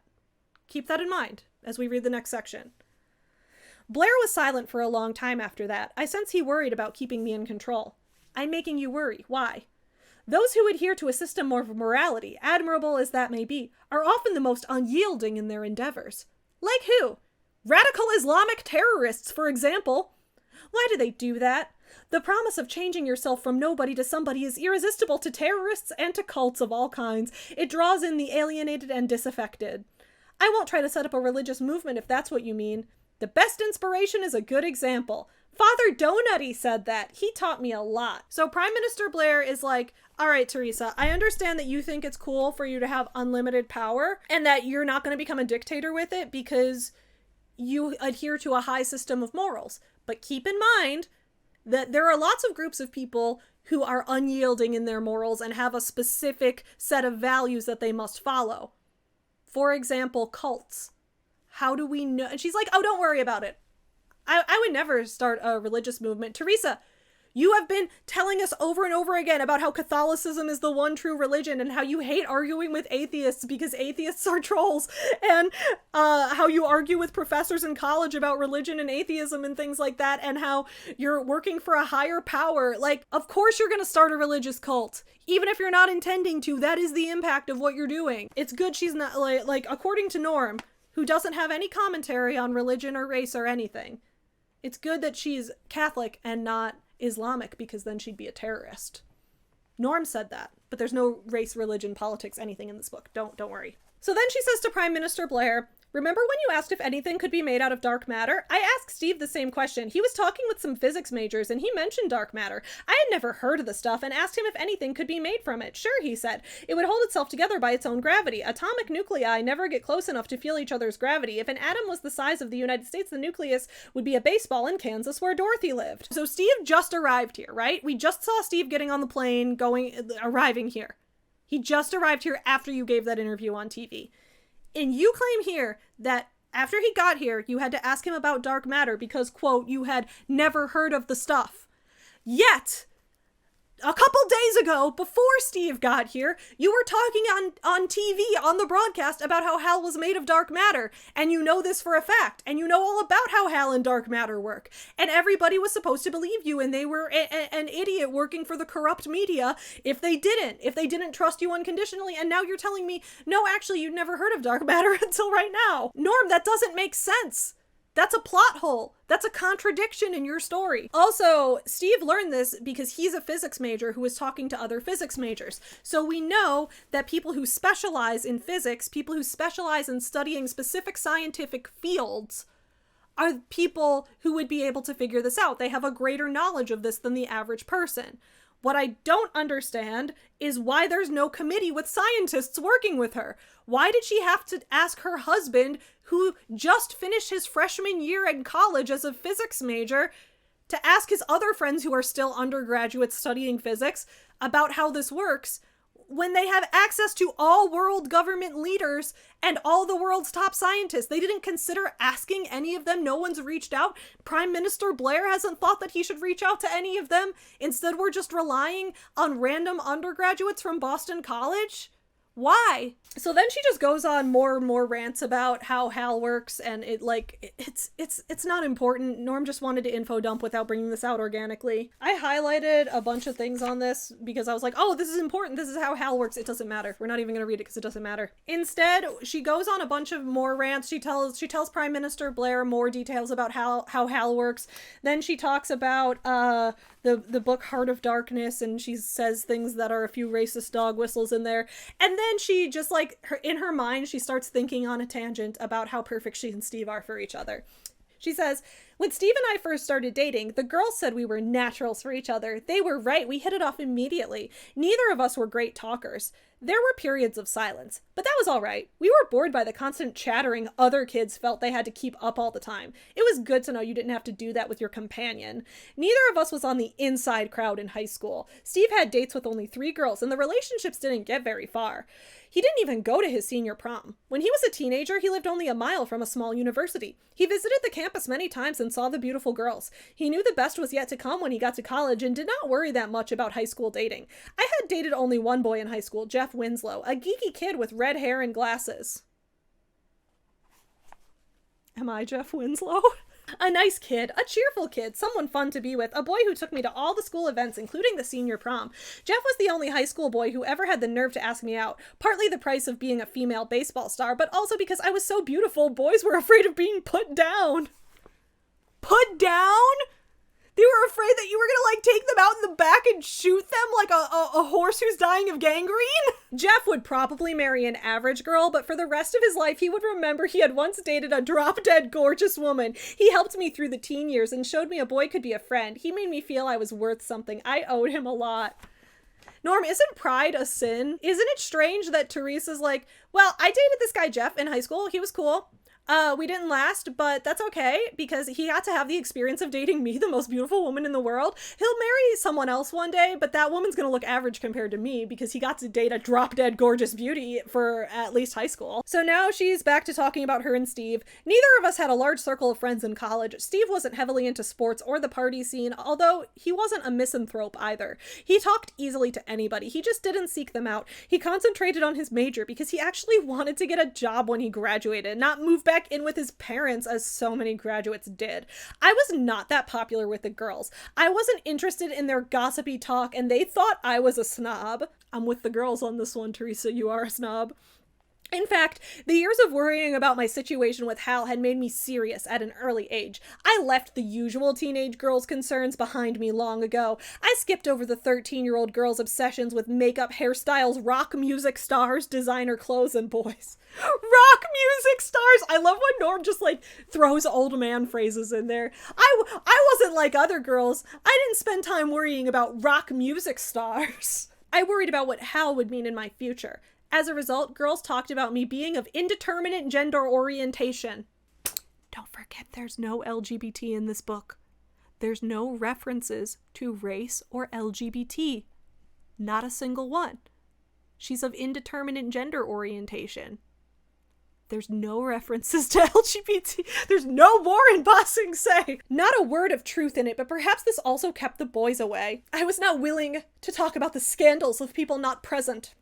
In college, I heard talk of girls doing incredibly bad things they read about in magazines. It's the media, it's the journalists, it's the TV and the magazines, it's the reporters. They're making girls do bad things. I'm guessing he means premarital sex, but I don't know. They didn't seem aware that they had an eternity to worry about. There's no religion in this book. There's no religion, race, LGBT, or politics in this book. And in case you were worried that it was like, oh, okay, she's talking about her own afterlife. Like, okay, Theresa has her religious beliefs. It doesn't mean that the book is religious. This is what Theresa says next. Keep in mind, we're in the same paragraph here, okay? We just finished Theresa being like, I wasn't worried about boys or hairstyles or rock music stars. I didn't gossip behind people's back. I had an eternity to worry about. There's no transition. The very next sentence. The first being was not a composite because nothing preceded him and he could get nothing from something else, nor could anything be taken away from him since he had no parts. Something that is not a composite has to be its own essence, which was that which makes it what it is. God's existence is his essence because he has nothing else, and existence, if there is any, can have no beginning or end. Therefore, he is eternal. Catholic students at BC had to take some religion or philosophy courses. 2 weeks into my philosophy course, the instructor was replaced by somebody who was heavily into Aquinas. I was sure this was done for my benefit. Somebody wanted me to have a solid grounding in theology. It was likely the Holy Father. After BC, I found the sermons of prosperity religion televangelists infantile. God as Santa Claus? No, God as Father. This book doesn't have a religious angle. This book is secular. It's 99.7% secular. Norm told us this. So then she gets to Edmund Parker's big fancy British mansion. There's a ton of British soldiers. I assume they're probably wearing like those fuzzy hats. I assume they're like stereotypical British soldiers. They're all surrounding the mansion because Theresa is like a security risk. If anyone knows she's staying there, they need lots of security for her. Then there's a butler. His name is, I want to say Arthur. So she meets the butler and he says, "This way, madam." We went into an elevator. I thought not being introduced to the family was odd. Why didn't I meet the family? The British respect for privacy, madam. They understand why you're here and won't speak to you unless you speak first. I don't think that's part of British culture. Is it part of British culture that if someone comes to stay in your house that you don't talk to them because they want to respect your privacy? That makes no sense. Then she turns on the television and the Pope is on there asking people to pray for Theresa in a book with no religion. The Pope had asked all humanity to pray for me every day, and he was leading them in saying the rosary. The scene switched to other churches all over the world. The churches were packed with people. In one day, I had inspired a larger religious revival than all the television evangelists in history. Theresa's the Antichrist, dude. Whoever left that comment on my video, you were right. Norm wrote the fucking Antichrist. So then, Steve gets to the mansion too, and then she's like, "I'm so sorry I didn't tell you about Hale," and he's like, "No, girl, it's fine. You did the right thing. You're perfect." Normally, if you're worried about you and your partner having an argument and then you don't, you're just like, "Oh, that's great. I'm glad that worked out," and then you move on. Not Theresa. She has to once again use the fact that she and Steve didn't have a fight as a reason that she's better than all other people in the world. She says, "I smiled. The issue was dead that quickly. No tears, no histrionics, no complaints. It was always so simple with Steve. Anybody who was hoping to see our marriage break up and fill the talk shows with drivel would be disappointed." Theresa is so paranoid throughout this entire book. She's constantly like thinking that other people want to see her fail. And that's because I think Theresa is at the same time like Norm's like waifu. She's like his fake girlfriend wife that he made up to fall in love with and sexualize, but she's also his self-insert. He like created the perfect woman for himself and wrote her into a fictional character. But as a result, she has Norm's weird paranoias. Like, Norm is always worried that, like, the internet trolls are coming for him, the atheists are coming for him, there's the anti-Norman Brotherhood coming for him that we talked about in part 1. So Theresa also is always like, I knew that on TV, they wanted to see me in drama. They wanted to see me fail. They wanted to see me get in a fight, but I wouldn't do it. I wouldn't give in to what the people wanted to see. Like, there's never been any indication that people want to see her fail or want to create drama about her. In fact, because she's the only one with this alien entity inside of her and the only one with the power to bring the wind back to the world, people want to see her succeed, because if they don't, the entire planet is going to face a mass extinction event. But no, clearly all humans except Theresa only care about drama and reality TV and stupid shit. Theresa's the only one who doesn't gossip and doesn't want to see other people fail, despite the fact that she's constantly shit-talking everybody. So then she finally meets Edmund Parker, who owns the estate, and his wife Helen, and they have a bunch of kids, so they spend time introducing all of them, and they never come back. Then they eat a big fancy dinner. And I started taking note in this book of all the times people go out to dinner, eat nice big fancy dinners. The world is facing a mass food crisis. There is a mass extinction event going on where there's no rain and no crops and a worldwide drought happening. Where are people getting all of this food to eat? Because the whole conflict right now that Theresa's working to solve is that she doesn't want the planet to starve to death.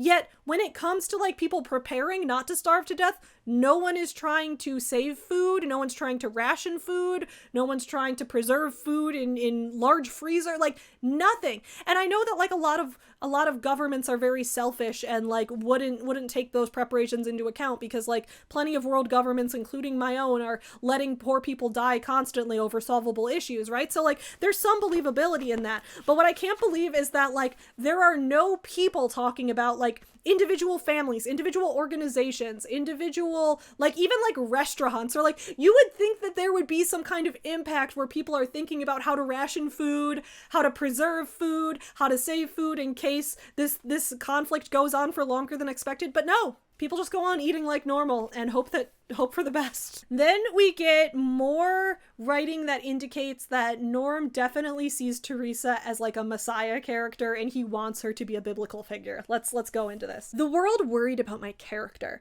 Pundits said that nobody with the power I was on the road to acquiring could remain humble. I would go mad with my self-importance and fame. I would blackmail the world into doing what I wanted. I would become a power-mad dictator. Others thought there was no reason to think I would behave that way. My past indicated nothing in my personality to make me change. It was the question of the day, and when Prime Minister Blair walked into the House, you could see in the eyes of the members that they couldn't wait to have at him.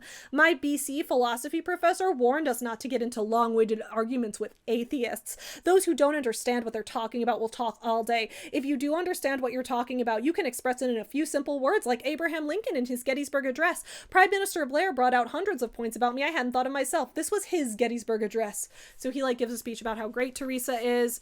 She's like, there's nothing in my character that would indicate I would change with unlimited power.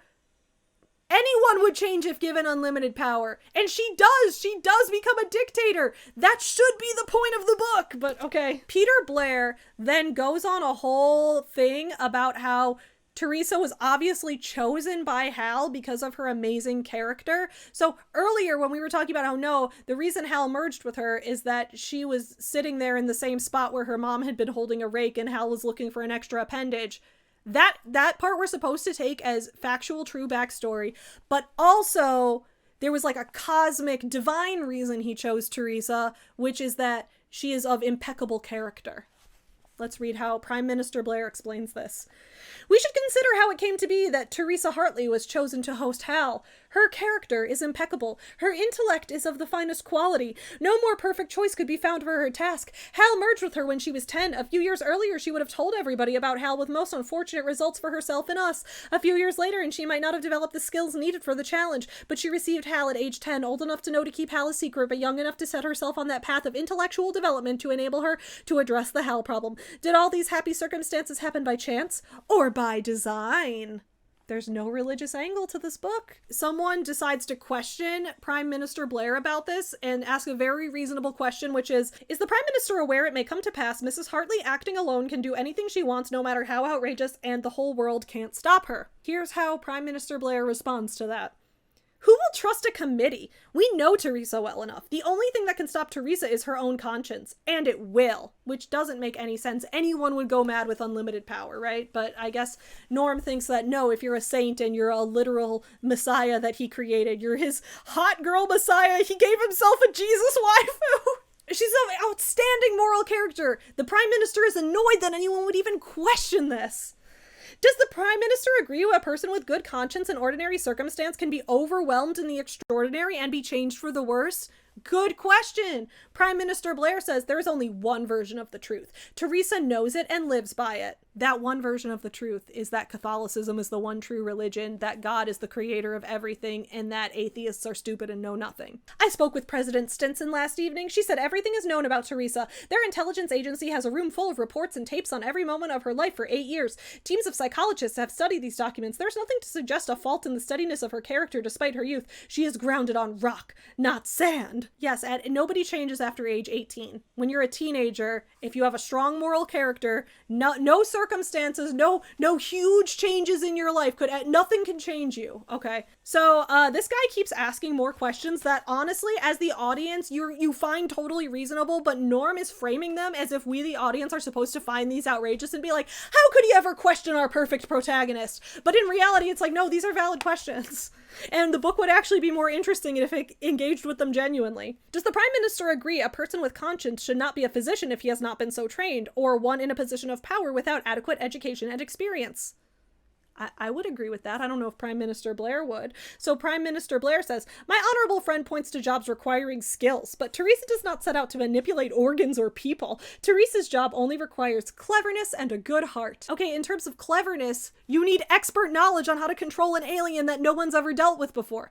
That's not just, you don't just need a good heart for that. You need specialized knowledge that she objectively does not have. Does the Prime Minister agree it may come to pass we have a person in power without democratic representation? Norm, you should love this question. With all your ranting on the online forums about how the US has democracy and freedom and liberty and justice for all, how does Prime Minister Blair, who's the good guy in this scene, reply to this? President Stinson's people have studied Theresa and agree she supports democratic principles, but how do you make control of Hale democratic? I do not believe she will do anything contrary to people's wishes. Have courage. She will ask nothing from us. She will do nothing contrary to people's wishes? Whose wishes? As we're going to see multiple times in this book, Theresa constantly does things contrary to what people want, causing even more catastrophic problems in the world around her. But I guess she never does anything contrary to people's wishes, as if every person on Earth has the same exact wishes. Everybody is a monolith.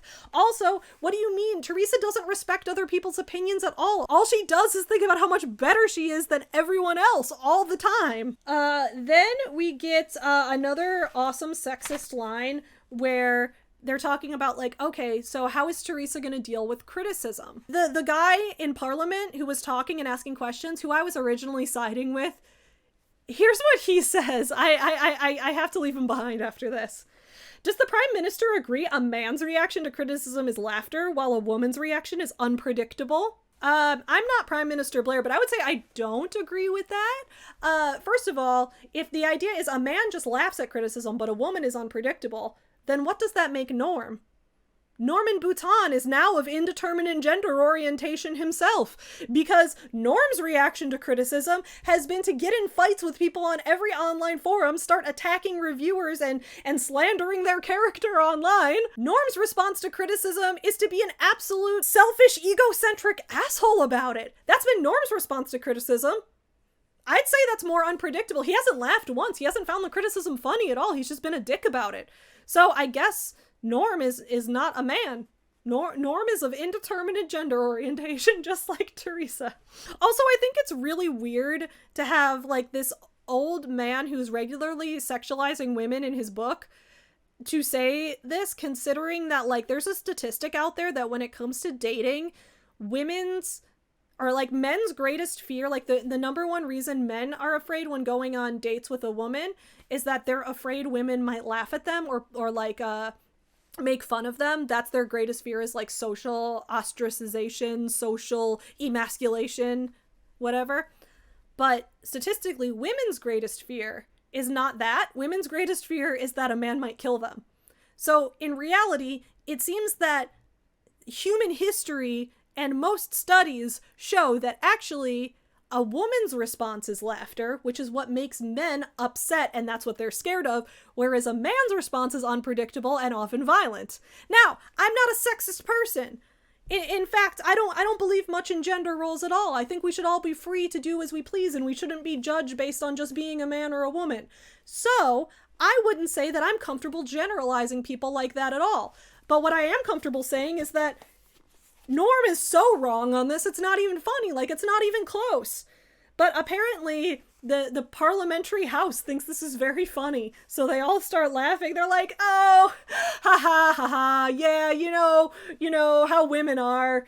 Bitches be hysterical. The house burst out in laughter. It liked nothing better than a loaded question, and this one was a minefield. Blair milked the moment, looking around like he was afraid to answer. His expression was hilarious. Even Steve and I watching at the Parker residence were laughing.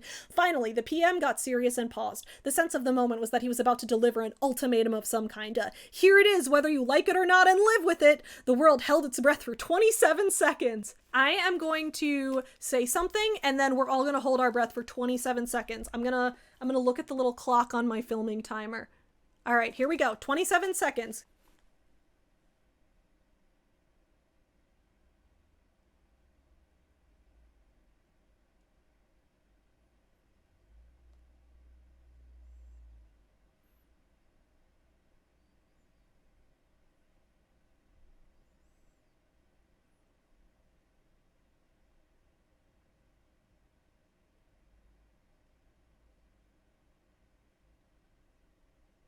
That was 27 seconds.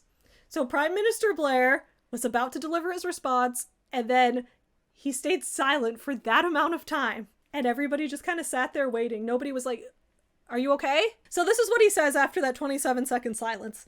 I understand your fears. What human being can bear the responsibilities demanded of this woman? It hardly seems possible. We've seen many strong men broken from lesser challenges, men trained 30 or 40 years for their tasks. What shall we do if a child leads us? And make no mistake, Theresa is younger than many of the children and grandchildren of the members of this house. Who are we dealing with? Will she change? I say, Theresa's interests and endeavors may change, but not her heart. It is too well considered. It is written, worse than death is the life of a fool. But we saw in my talk with her, Theresa is no fool. Woe to thee when your king is a child, says the good book, but Theresa shows lack of response to recent ill events. It is also written, you are the light of the world. A city set on a mountain cannot be hidden. Theresa's works will be seen by all. She can only do good works if she cares at all what people think of her, and we've seen she does. A philosopher who lived a few miles from Theresa's home wrote, in dealing with truth, we are immortal and need fear no change nor accident. A woman who puts her trust in a higher power will be unchanged.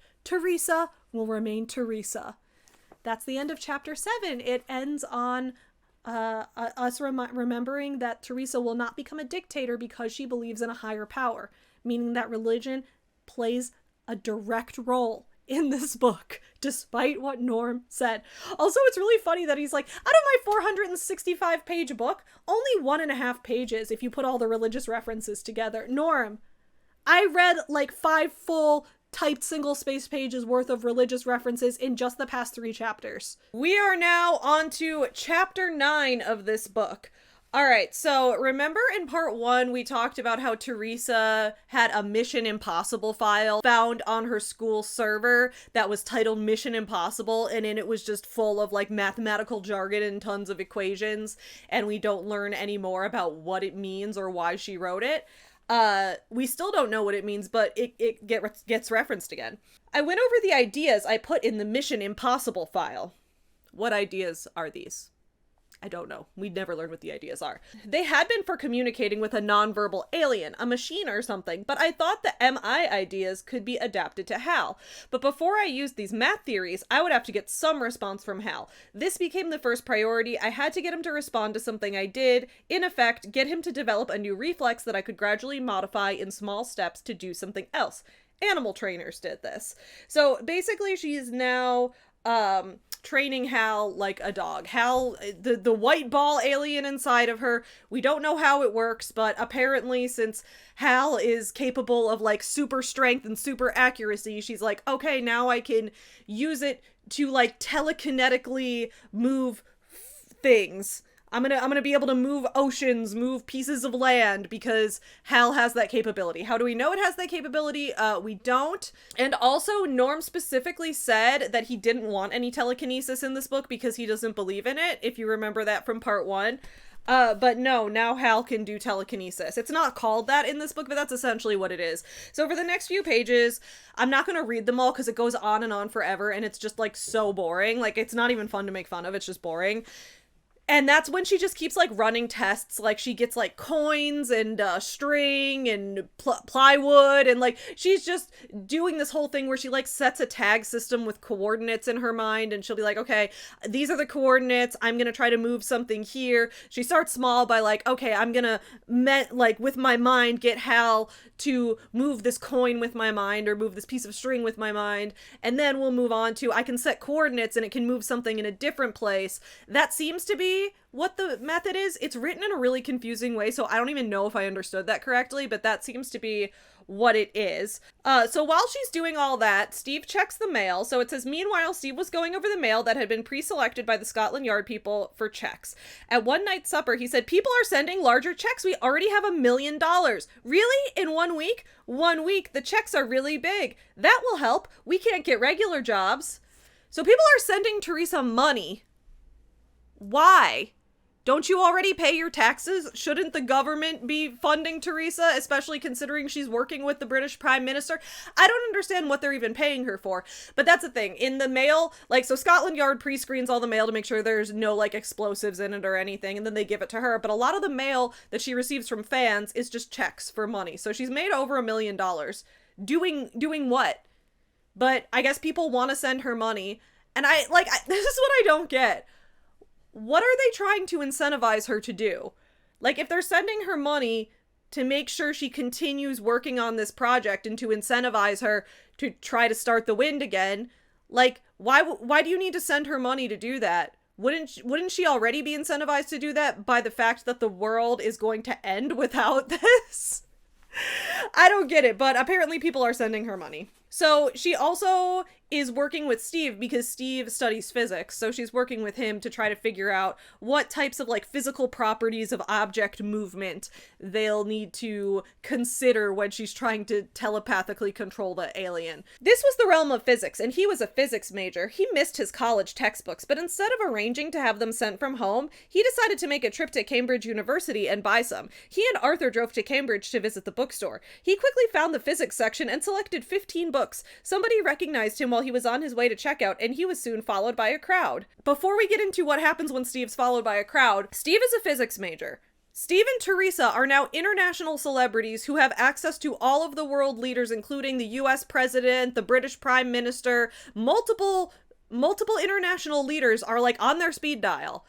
And Steve just decides he misses physics textbooks. Why wouldn't Steve set up meetings with, like, actual renowned physicists? He now has access to this, but he decides he just misses having textbooks to read for some reason, so he buys 15 textbooks. Make that make sense. Steve's being followed, and somebody asks him, why doesn't your wife appear on television? Which is a strange question for someone to ask, considering, like, 2 chapters ago, Theresa just appeared on television. Remember, she was wearing that tight, form-fitting green dress that made her boobs and butt look really good, and all the cameramen were like, that just happened. She gave this huge broadcast that, like, the entire world population watched, where she explained how she thinks Hal works. But I guess, despite the fact that that just happened, someone's now asking her husband why she doesn't appear on television, even though she just did. But this is just another opportunity. Like, I think Norm maybe forgot that Theresa just appeared on television, because instead of it making sense, he's just using this as a segue to rant more about why Theresa's too good for television, because the media is all corrupt. So Steve says, people wouldn't like her. She's too perfect. The people who heard this remark got the idea. Thousands of newspaper and magazine articles about me failed to uncover a single flaw in my character. There was nothing controversial to hold people's interest. It would be like interviewing a nun. Anybody who'd known me since birth was considered fair game for questioning about my sexuality, religious beliefs, and social opinions. This book never has any references to LGBT, politics, or religion. There's none. When reporters are questioning Theresa about her sexuality, religious beliefs, and social opinions, that's not a reference to that. He means that in an entirely different way. Reporters cornered Father Richard Donutty and asked him to comment on my personality. He had a memorized answer. Let's hear atheists explain a miracle like Theresa. She is a very bright girl, but she has a simple personality. She knows there is evil in the world. It doesn't affect her. She accepts what God gives her. She has borne a great burden for 8 years with no complaints. She is the sanest person I know. We will see if a good girl with no unreasonable ambitions can do good in the world. We believe what we know. We know Theresa. Believe in her also. The lesson is anybody can be as fine a person as Theresa if only they'll try. Someone who wants to do God's will has an invincible ally. Theresa can't be defeated. I have hope she succeeds. I have hope she is a benevolent power. I hope. Dick Donutty really memorized that entire answer. He spouts that off verbatim every time someone asks that. So then Steve is having a discussion with the Prime Minister, and Steve says she hasn't made any progress. The theory is Hal adapts his structure to the host's activity and it becomes a reflex. There's no other way to explain what Hal does. And I wrote in the margins, what does Hal do exactly?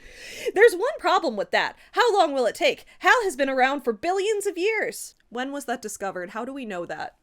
How long does it take before he picks up a new reflex? So they're trying to make Hal adapt to new reflexes. Also, the fact that Steve says that there's no other way to explain what Hal does, and Hal has been around for billions of years. The fact that he said that means it's now true and it's now a canonical part of the story. We don't need to delve any deeper into that. So the Prime Minister asks, Hal stopped the wind when she fell from the plane. Have you considered asking her to take another plane ride? I mean, not a bad idea. Steve says, we have, and we'll try it when the time is right. We don't have much hope for that idea. Hal may have a reflex to respond to something, but how do you get him to reverse that reflex? How do you tell him to undo it? He stopped the wind. Case closed. Yeah, case closed.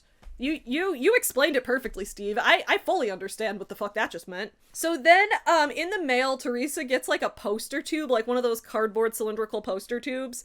And inside is a photograph, like a full frontal body image of her. It was a photograph taken of me at the hotel where I met with the Prime Minister. It showed me walking from the elevators to the meeting room for the first of our 3 sessions. I wore my famous Irish green outfit copied by women all over the world. At this point, the full frontal image showed me calm and thoughtful. Wait, so she's like, this is a full frontal image of her head on, yet she didn't see someone taking this photo, and yet she's posing for, okay.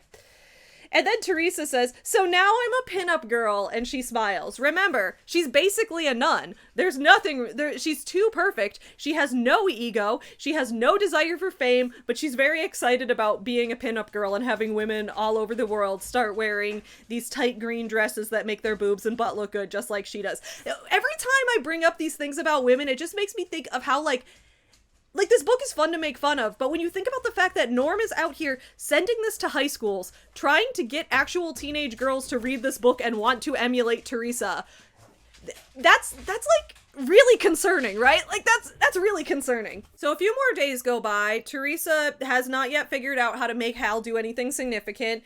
Word came over the airways that farmers' crops planted only a few weeks before had stopped growing. Plants that should have been a foot tall were only a few inches. Without rain, soon the crops would be a failure. At the very least, I'm glad she's addressing this, because there's so much time that goes by in this book where, like, we know that the goal is that she's trying to bring back the wind and save the world from starvation, but we don't see any, like, progress towards starvation actually happening, so, like, at least he remembered that. Theresa is getting so tired of doing essentially nothing, right? Like, when she's saving the world, she's not taking on any immense physical tasks. She's not out in the public, like, trying to deal with people. Like, all she's doing is sitting in this mansion, running experiments, trying to get the alien inside of her to move coins and string and pieces of wood and things like that, while Steve reads physics textbooks and then gives her advice based on things in his 15 textbooks. That's all that's happening. But Theresa finds this so utterly stressful and exhausting that she decides she needs to take a vacation. This happens very frequently throughout the book. Theresa just, like, goes on vacation whenever she gets sick of working on the time-sensitive issue of the world being about to starve to death in 228 days, which is now even less time than that because some days have passed. The world's gonna starve to death this year if she doesn't get a move on. But she decides to take a vacation, because otherwise how is she supposed to continue this extremely strenuous work? I have to get out of here for a few days. All right, we'll go somewhere. Where do you want to go? Paris! Why? Why does she want to go to Paris? She just does. She just does. No particular reason. So she goes to Paris. Their trip to Paris is not really significant to the plot in any way, shape, or form. It really exists so that Norm has a chance to shit talk France as much as possible. Norm, for all the stuff we talked about in part 1, where he was talking about how his grandparents are French Canadian, and when he was growing up, he experienced discrimination for being of French descent because the French were being sneered at and looked down upon. Like, remember that? I thought maybe Norm took pride in the French heritage from that, but it turns out that no, Norm actually thinks that was justified. He actually hates the French. And so this whole section is going to be Norm just like saying all of his opinions about why he thinks France is overrated and why French people are pretentious. So here we go. A museum map showed the way to the Mona Lisa. We'd expected a large painting, but it was only 30 inches tall. Furthermore, it was in a recess in the wall covered by a light-absorbing darkened glass to protect it from flash cameras. It was not impressive, and there were only a few people looking at it. Not a crowd as you'd think the world's most famous painting would attract. Alright, so the Mona Lisa's disappointing. Theresa's very cultured, as we've learned. We continued wandering around the museum until about noon. By then we'd had enough and went outside to take the short walk down to the Notre Dame Cathedral. Okay, you went to the Louvre, and you did the whole museum before noon and got bored? I think you might be the problem. So they go to the cathedral, and she, once again, is disappointed by it. It was smaller than we expected. It was basically a pile of stone erected around 1200, and the huge pillars holding up the roof didn't leave much room for the people. There were no pews, everybody had to stand, the artwork was pre-Renaissance and rather unspectacular after our visit to the Louvre. It was disappointing. Theresa does not care whatsoever about history or art, which is strange, right? Because earlier in this book, Theresa just had a lot of old man interests. Her interests seemed like, her opinions seemed to be like, kids these days don't know what's good for them. I like to watch the Kane Mutiny on TV. It's better than those trashy zombie movies. I hate reality TV stars. I read classic literature. So I thought Theresa, like, cared about older history and valued that. But no, now when she sees, like, old art or old buildings, she's like, ugh, it's like falling apart. It's so old and it's not even that big and there's no room for me. Like, I don't understand what this girl's standards are or what Norm's standards are. So then she goes to the Eiffel Tower, which guess what? She also thinks is stupid and disappointing.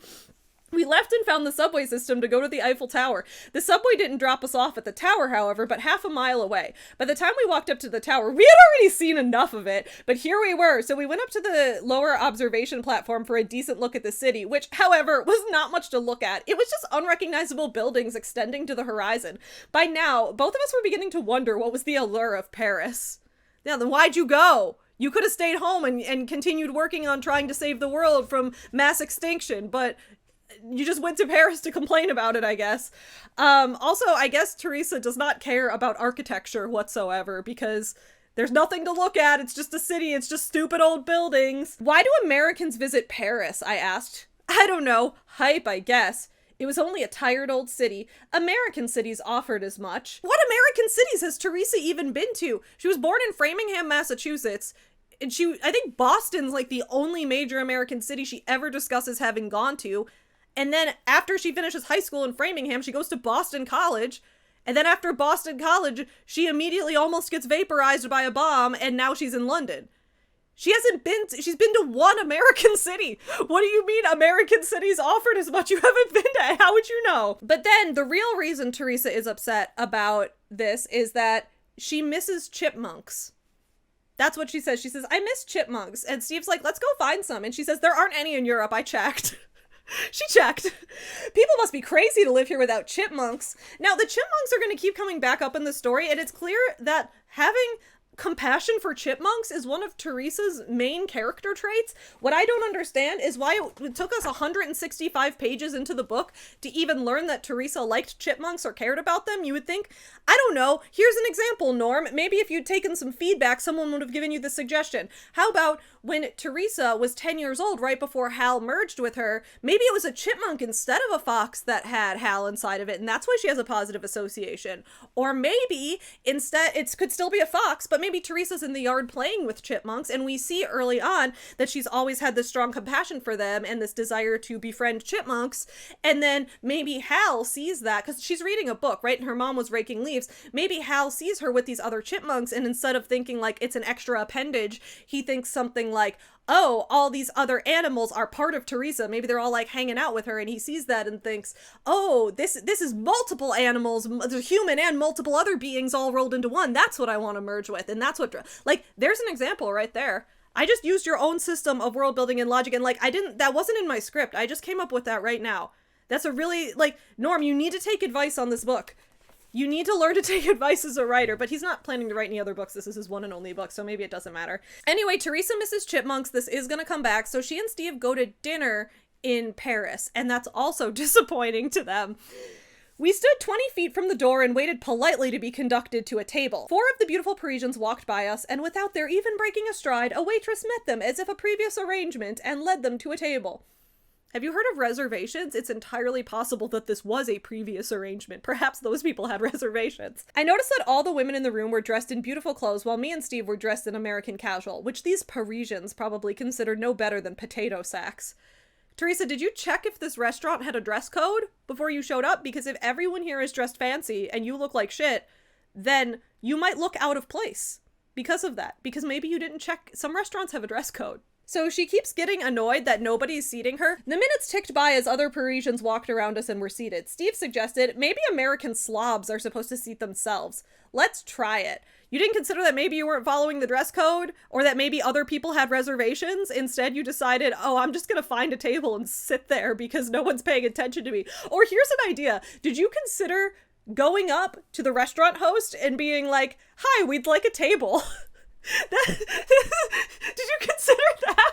The waitresses did not come. We smiled as we waited 10 minutes, 15 minutes, 20 minutes. The well-dressed patrons gave us frequent looks. We didn't feel welcome, but we didn't care. This was an interesting and funny experiment in human psychology. Think they'd agree to throwing us a hot dog, said Steve. So what she's trying to get at here is that they're like being discriminated against for being American. The scene you wrote doesn't show that. The scene you wrote shows that these people didn't have a reservation, didn't follow the dress code, didn't talk to the host about getting a table, and just stood there doing nothing, and then sat down at a table without being seated, and then nobody came to serve them, probably because that table was not marked on the map of the restaurant as a place that had just seated someone, so no one would be assigned that table at that moment. Does Norm not know how restaurants work? Like, I'm legitimately very concerned about this right now. But anyway, she has her security there, and she tells them that tomorrow they're gonna fly to Ireland. They are so tired of Paris.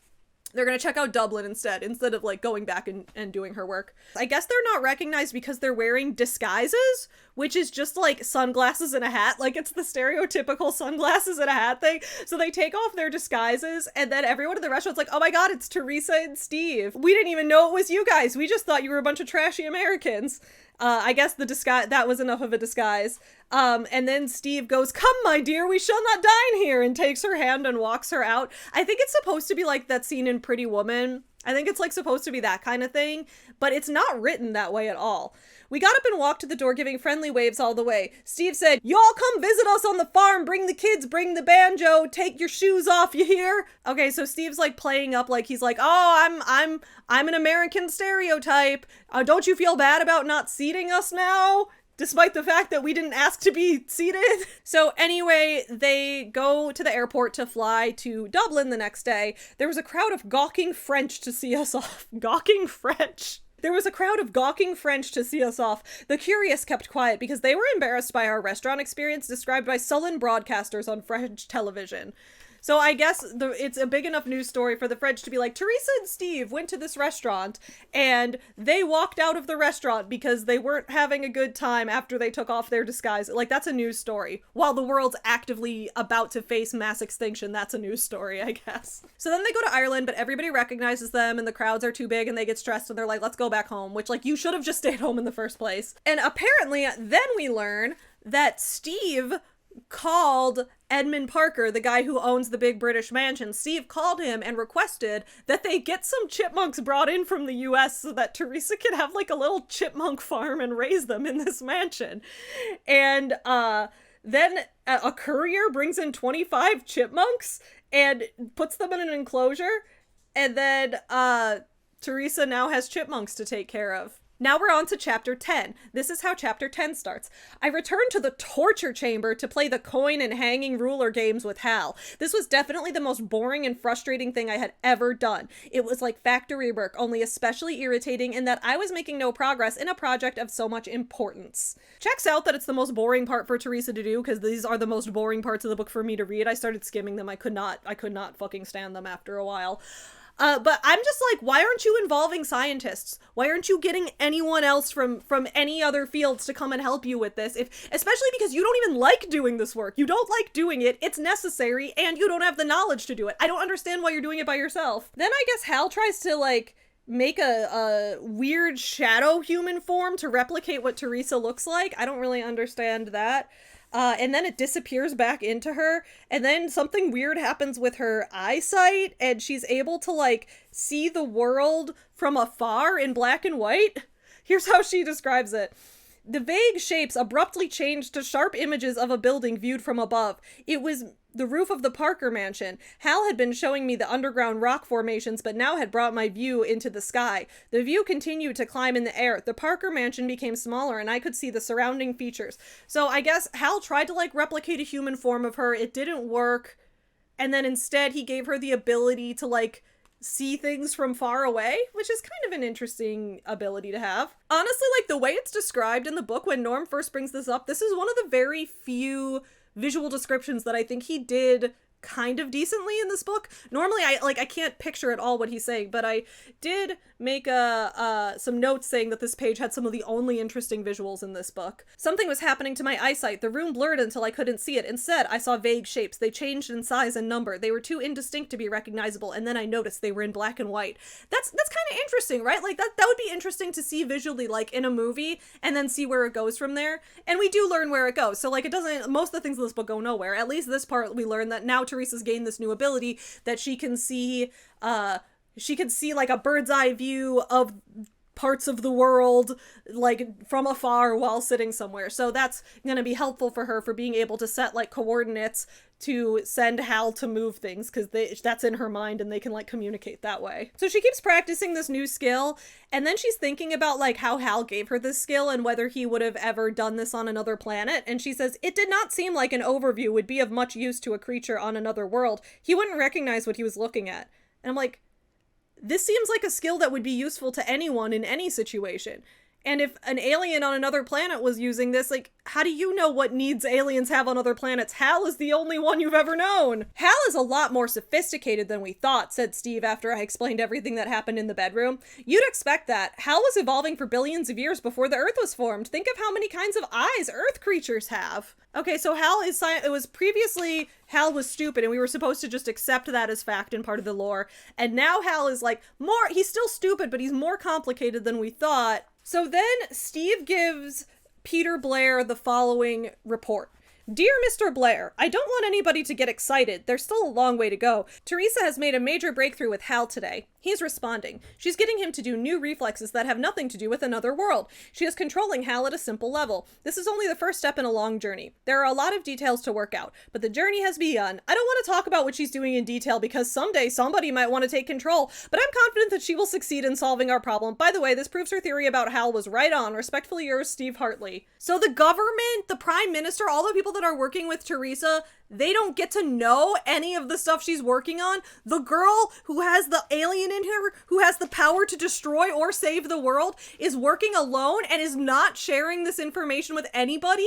And just, like, all the world leaders are cool with that. They're just like, yeah, we'll take that gamble. That's insane. So then she keeps talking about, like, the tag system she develops to, like, give Hal specific coordinates to focus on so that she can move things without physically being there. And then she asks the question that I'm sure was on all of your minds while this massive crisis is going on. I'm sure this is the one thing we all care most about. What about the chipmunks?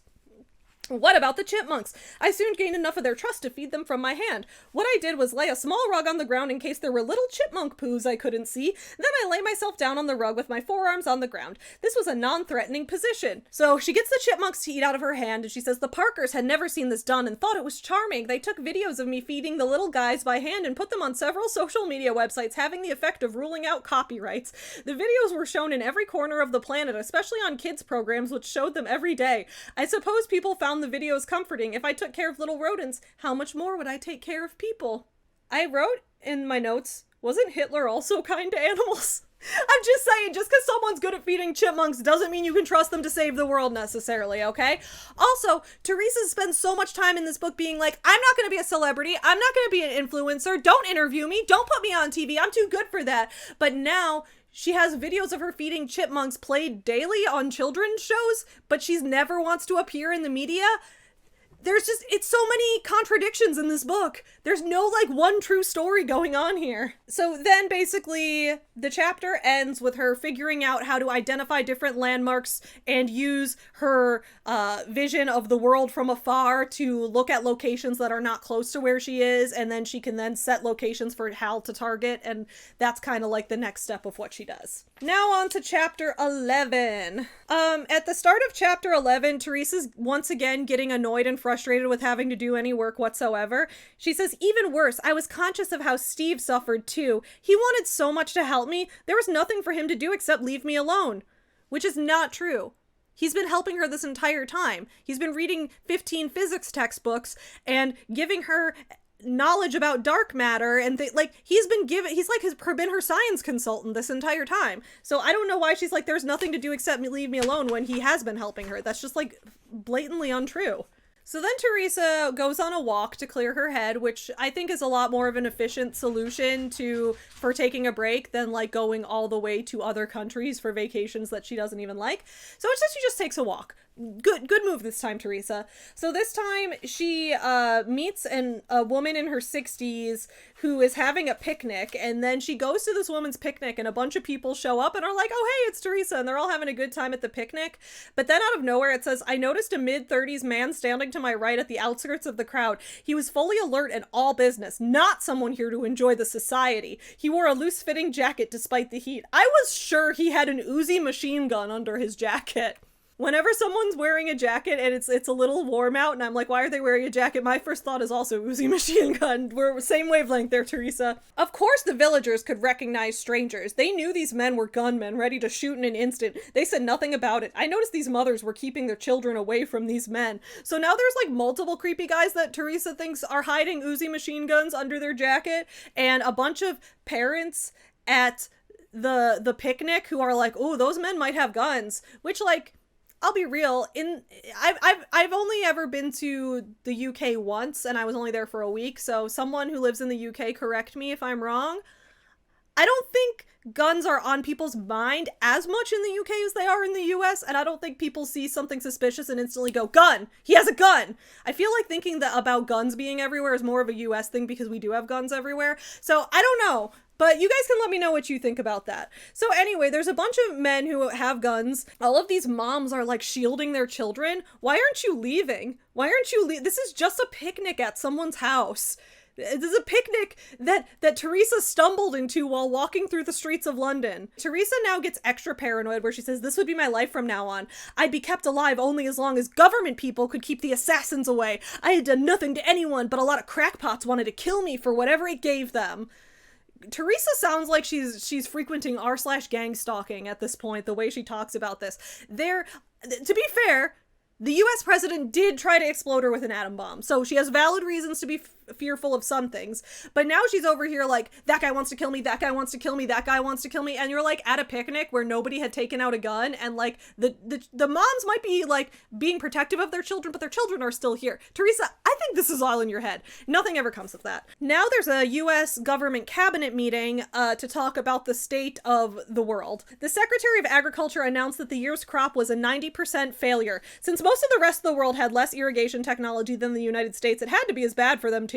Did nobody get data about how it's doing for them? Did nobody talk with any other countries? We have the internet in this world. What do you mean? Oh, it probably was bad for them too. Is nobody communicating about this worldwide problem?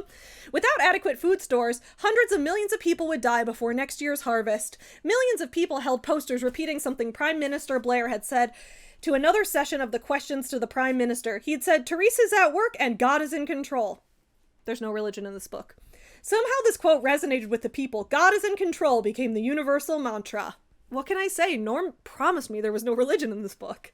Of course, atheists said nobody was in charge. They were materialists. That there was nothing supernatural. Yeah, well, if their thoughts were nothing more than the chance interactions of atoms going back to the Big Bang, then their own thoughts couldn't be trusted. They couldn't believe their own opinions. One of my BC teachers told me that. I'm glad that Theresa has lots of professors who enjoy dunking on atheists with her. Okay, so this next section, like, there are so many times when I was just writing in the margin straight up, like, I don't even know what's happening anymore. I'm just lost. So I'm going to try my best to explain what the next thing that happens is, but this is so confusing. So Theresa decides that the way to restore the rain so we can get more crops is to make water come out of the ocean and rain down on the earth. I mean, so first of all, like, I guess we never discussed the water cycle in this book. The way that the water cycle works is, like, not present, so I don't fully understand. She wants the oceans to have big columns come up that then start raining down water on the earth. So it goes really high up in the sky so that when it rains down, it covers a wide area. I think that's what she's trying to do here. So she makes like Hal do some kind of telekinetic thing. She has Hal like have water burst out from the ocean and start raining down on the earth. She says these fountains were large enough to be seen 1,000 miles away by commercial jets. Pilots plotted courses to stay a safe distance and radioed the news to airports. The U.S. Navy immediately launched a plane from Hawaii to investigate. Before long, a live long-distance shot of these 6 water columns was on television. Okay, so she made 6 columns, basically. She made 6 columns of water that shoot straight up into the air, and then, I guess because of gravity, the water sprinkles down while they're shooting up into the air, and she uses Hal to make columns shoot up, make the force make them shoot upwards. So she's just taking the ocean. She's basically doing the equivalent of like grabbing a bucket, grabbing water out of the ocean and just dumping it on people's crops. And that's her solution. Steve says not bad. So I guess she did a good job, actually. The water columns climbed for 45 minutes to reach a height of 150 miles. At that point, the water fell off the columns and started a free fall. The water dropped rapidly through a near perfect vacuum. A few minutes later, it hit the denser atmosphere at 38 miles. The impact instantly turned the water to steam, which spread out rapidly. The steam thinned out and disappeared from view some 8 miles from the columns. Immense quantities of water were being put into the atmosphere. The media brought in scientific consultants who said I was using more energy every few hours than the human race had used since Adam and Eve. As we know, scientists famously measure time in since Adam and Eve. That's a year. That's a specific year they can point to. Also, if these scientific consultants exist, where were they the whole book? There's clearly scientific consultants around. Why hasn't Theresa been working with them this whole time? Look at what's happening, said a scientist. The weight of 5 million Boeing 747s moving straight up 200 miles an hour. The power requirement is almost beyond calculation. President Veronica Stinson was reported as saying, "My God, how do we deal with a person like that?" Which, that's also a valid reaction. The Secretary of State told her, "You don't say a word and hope she doesn't notice you." Okay, so Theresa is becoming a dictator now, right? Like, people are afraid of her. People are like, all right, this girl has unlimited power. So she's essentially holding a gun to every single person's head 24/7. We better all do what she says at all times because she has the power to destroy the entire planet. Yet earlier in the book where people were like, how do we make sure Theresa doesn't become a dictator? It's okay. Father Dick Donutty said that she has a perfect character. She has an impeccable moral compass because she's Catholic. And so because of that, we know that she'll never become a dictator. But now we're seeing that people are actually afraid of her level of power, which is reasonable. It's just like, how is this not a villain origin story? I do choose to believe that this book is way more entertaining. If you read this as like the Antichrist origin story, if you read it that way, makes so much more sense. And then Prime Minister Peter Blair even follows this up by saying, "We all work for Empress Theresa now." So that's the first time she's called an Empress in this book, but they now consider her the Empress of the world. She has the supreme power. She is the supreme leader of the entire world because she has the physical power to destroy you. So who are you to tell her she can't be? A scientist said, if these water columns collapsed, the crash would be tremendous. We'd see tsunamis rolling over the coastlines all around the Pacific. It would be far worse than anything we've seen with tsunamis caused by earthquakes. 100 million people could die. I raised my eyebrows. They're not going to fall. Bunch of worrywarts, said Steve. Yeah! What an irrational fear. What an irrational fear that the entire world could die, that billions of people could be killed by this thing that you just made up a few minutes ago. Also, I think I just realized, like, what the theme of this book is. I think I'm being a little charitable to Norm by saying the book has a theme.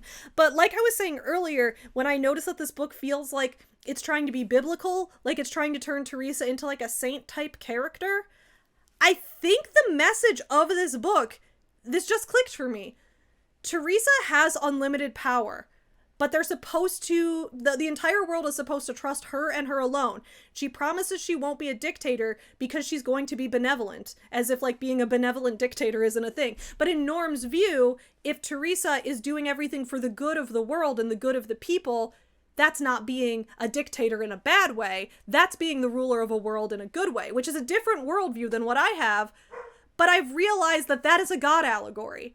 Theresa is supposed to be a godlike figure. The idea, and Norm basically is always talking about how, like, God is the one true leader, God is the only one we all are working under. I think it's supposed to be an allegory for that. The idea that, like, oh, God supremely rules over all of us, but God's not a malicious dictator. No. God gave us this world. God saves us all. God is benevolent to us. He is good for us, and that's why we must trust him and put all of our faith in him and him alone. Is that what he's going for here? Like, that just clicked.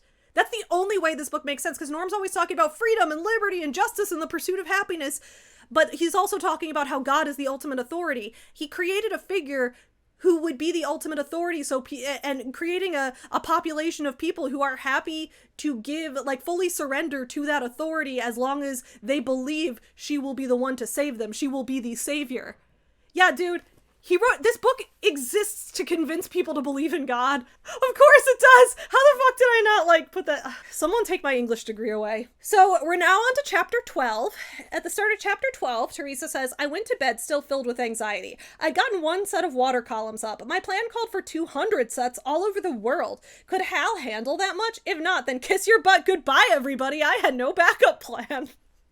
Great, I'm glad we put all of our trust in you. So then Arthur the butler is now knocking on her bedroom door and he says, Madam, awake, awake!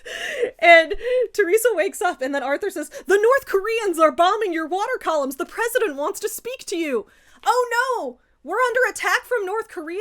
But Norm, you promised me that there was no violence and no politics and no objectionable situations in this book. So North Korea launched a missile at the water columns that Theresa set up. I guess Theresa is supposed to get rid of the columns, and that's going to make the bomb not hit for some reason.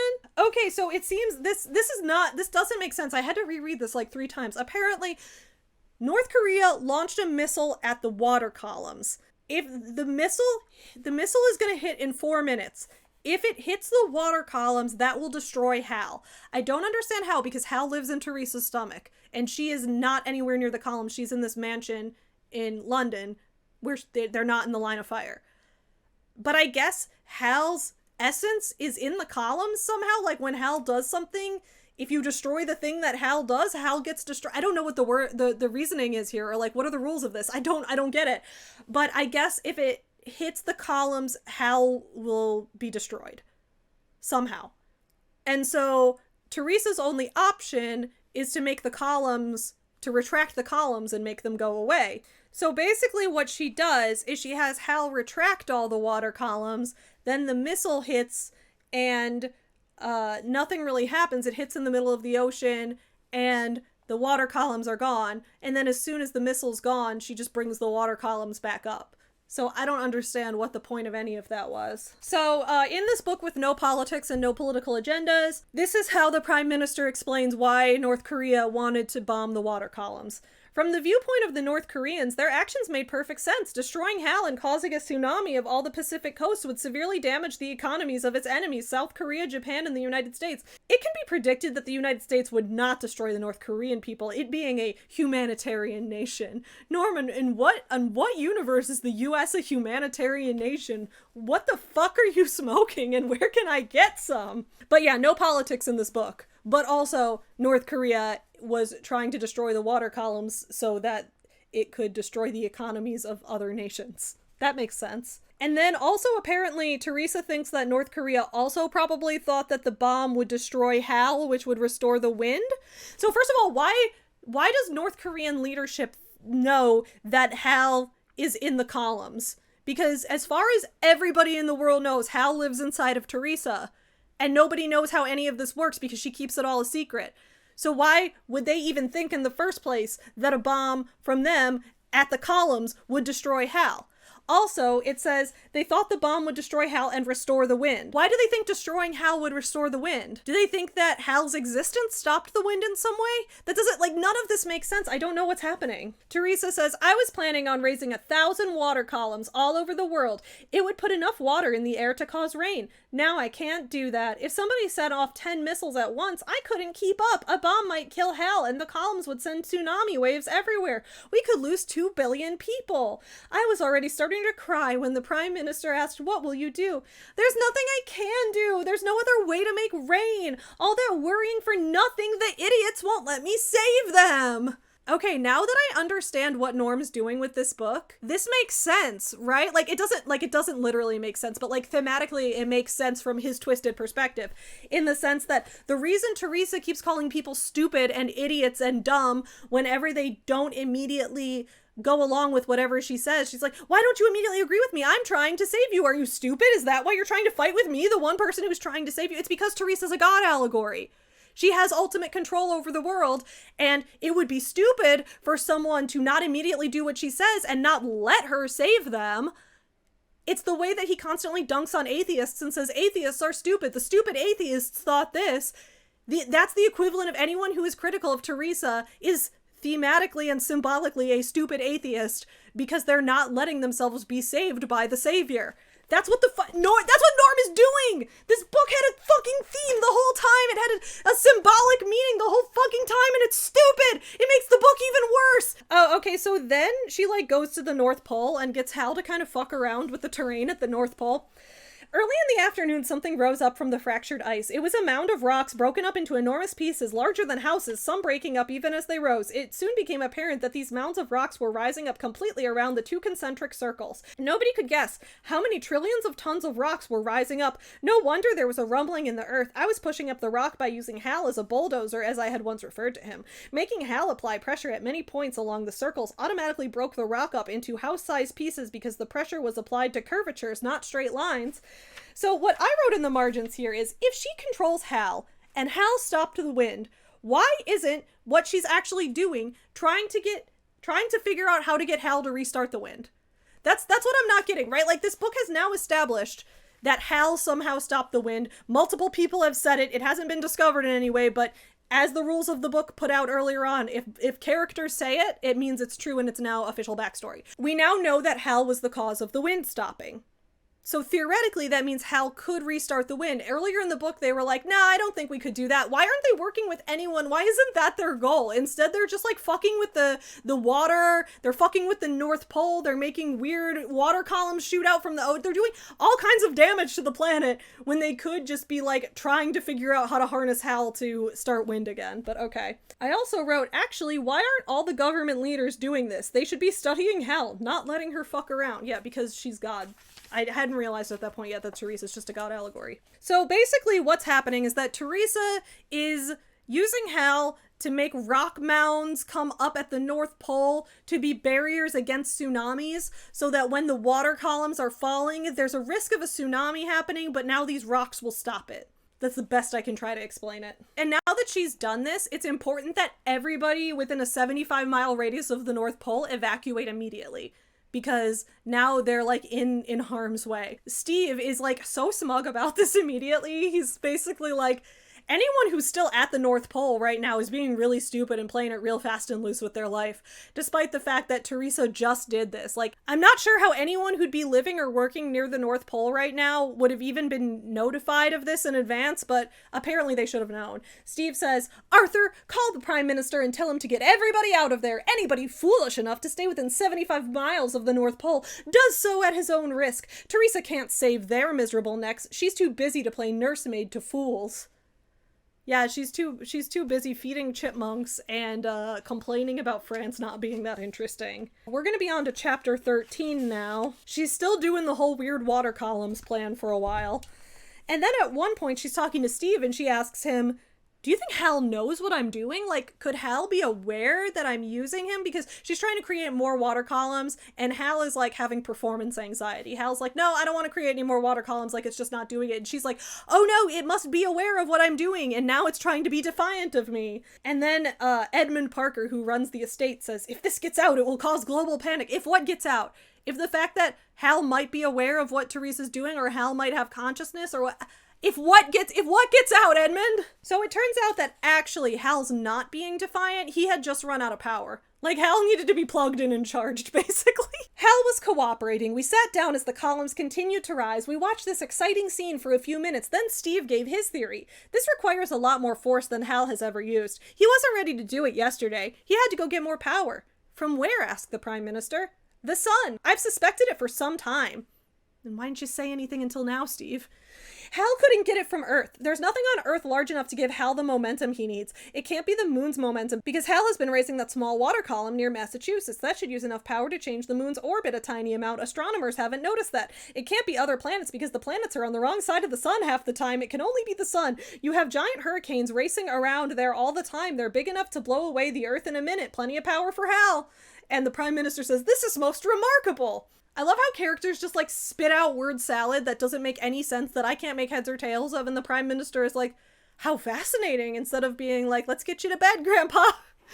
Or being like, do you need to see a doctor? Do you have a concussion? Are you okay? So Theresa and the Parker family are watching TV, and the news is covering whether the columns are rising, and they're watching this happen. I don't get why Theresa isn't, like, on site. She has all this power, like, she should probably be on site doing this, but no, she's just watching it on TV. Camera crews can be there within 75 miles of the North Pole, I guess. I don't know. We sat in the living room with the entire Parker family waiting for the columns to reach 5,000 miles. Steve mentioned that would be maximum height. Mr. Parker asked if he could call PM Blair and tell him. Sure, why not? Steve said. Within minutes, the news was on the air. The water columns were actually ice columns. 100 miles above the Earth, there was only a trace of air molecules. The temperature was, actually there was no temperature because there was no matter to hold heat. Infrared radiation poured out of the columns. The water quickly froze solid. Okay, this feels like when there's like a kid playing with dinosaur toys and he's like, this is my dinosaur. He's a dinosaur, but like also he's actually Godzilla, and he can like Godzilla stomp things, and also he can breathe fire, and also he can fly, and that's what he does. And like he's gonna take over the world, and then this guy's gonna like the way Norm writes this book is like you're listening to a child playing with little plastic figures telling you what they're doing and their rambling thought process, which like no shade, because I kind of do that too. Like when I'm writing books, I assign dolls to be my characters and I put them in outfits that my characters would wear and I play with them and I use that to inspire me for what I'm writing next. But I also revise and edit and get feedback from other writers. See, Norm, there's a piece of the process you kind of missed here. How fast will the water be falling when it reaches Earth? 7.5 miles a second. Doesn't that exceed Earth's escape velocity? Escape velocity and falling velocity work differently. Meteors come in at 20 miles a second. Norm loves numbers. He just keeps putting numbers in this, and he just like throws a bunch of numbers into a sentence and assumes that people are going to be able to conceptualize that in any type of significant emotional way. So then there's a blinding flash on the television screen once the columns hit the maximum height. There's a blinding flash. And then it says, after 14 seconds, the white flash faded away to reveal a 16-mile wide yellow ball. This ball expanded rapidly and gradually turned an intense crimson red. Someone on a plane in the area said, this is insane. It's a hydrogen bomb exploding every second. Someone in a plane? Where? Theresa, you're watching TV in a mansion in London, and you're watching water columns rise at the North Pole. Who is sitting in a plane, and how did you hear them? Mr. Parker asked, is that true, Steve? It's about right. I calculated 8 million tons of TNT every second. Good Lord. Good Lord indeed. That's all I can say about that. we're gonna keep talking about this red ball. I guess it was a white flash, then it was a yellow ball, and now it's a red ball, and I guess it's a ball of some kind of like heat energy. It's not really clear. My only comment on the margins on page 214 was, IDK, what's even happening anymore? Like, we're gonna get to stuff where I can actually give like legitimate commentary on this, but like here I'm like, I'm lost. I don't know what you're trying to say. I don't know what these words mean. You're not speaking English to me. The red blasting ball had increased to 30 miles in diameter, at which point the matter cooled down to invisible infrared. Soon a new phenomenon began. White steam coalesced seemingly from nothing some miles from and around the bottom third of the red ball. These steam clouds fell at a steep angle to form what looked like a giant umbrella. Then as the steam reached lower altitudes, it diverted more horizontally to spread out over the ocean. This cloud blanket was very thick, and meteorologists predicted it would spread out for hundreds of miles. 2 hours after the North Pole explosion began, people from all over the United States and Europe noticed a rainbow forming in the sky. It didn't matter how little cloud cover there was, or even if there was a clear blue sky, the rainbow was visible everywhere in the United States. Steve was a physics major and realized when the water hit the atmosphere, it would heat up to thousands of degrees. Hydrogen atoms would be stripped of their electrons and scattered in all directions at thousands of miles an hour.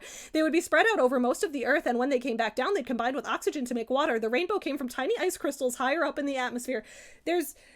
What? Norm, what? So anyway, it starts raining.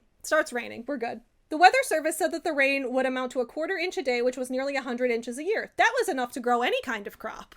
Well, good news. Now we can grow any kind of crop. No more world hunger crisis. But of course, we're like less than halfway through the book. Did you guys realize that? We're still less than halfway through the book right now. We are less than halfway through this fucking book. There was one more problem to deal with. A whole year's food crop had been lost, and it was September. Winter was coming. The West was in fair shape, but Asia couldn't make it through the winter. They would have famines unseen in all history. So Asia's about to have a massive famine because they missed the other crop seasons. This book is very strange in the way that it doesn't seem to understand that we have global supply chains. Like, people trade food, materials, spices, etc. all throughout the world. People import food items and crops from other countries. But in this book, no, only Asia is at risk because they didn't grow any summer crops. But other parts of the world are gonna be okay.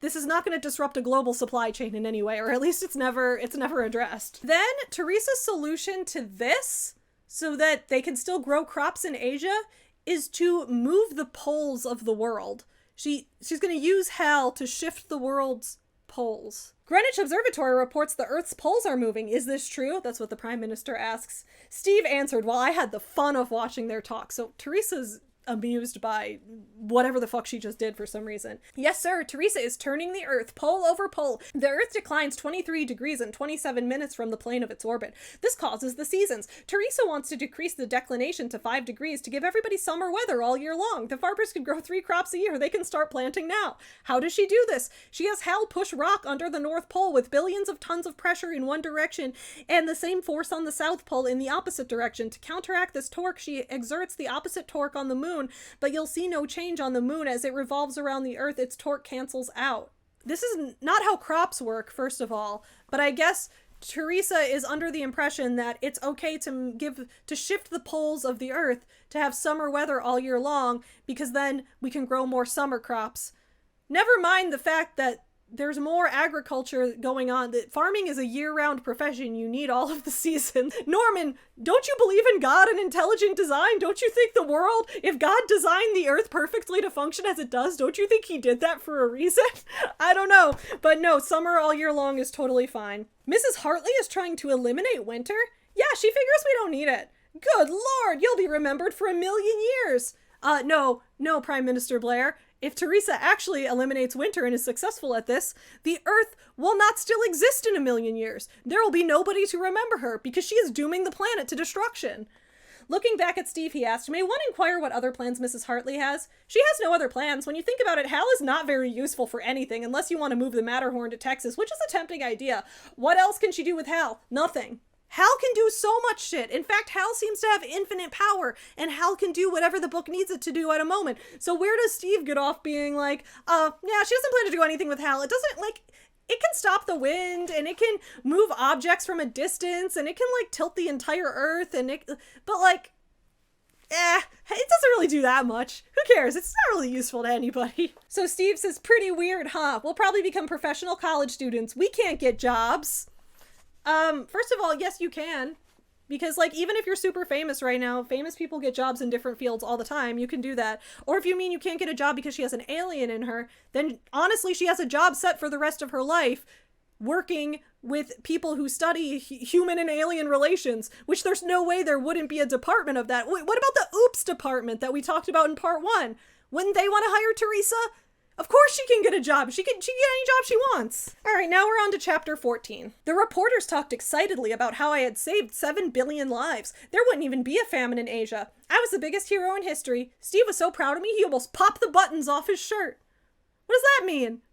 I've been very proud of myself and others many times in my life, and the only reason I've ever popped buttons off my shirt is because my tits are too big. If anyone should be popping buttons off their shirt, it'll be Theresa, who's popping the buttons off the tight green dress to show off for the cameraman. What the fuck does that even mean? The worldwide celebration went on endlessly. Watching all the crowds gathered everywhere numbed the senses, and reporters resorted to testimonials of individual people in the streets. Politicians tried to get some television time too. They struggled to outdo each other praising me. Why?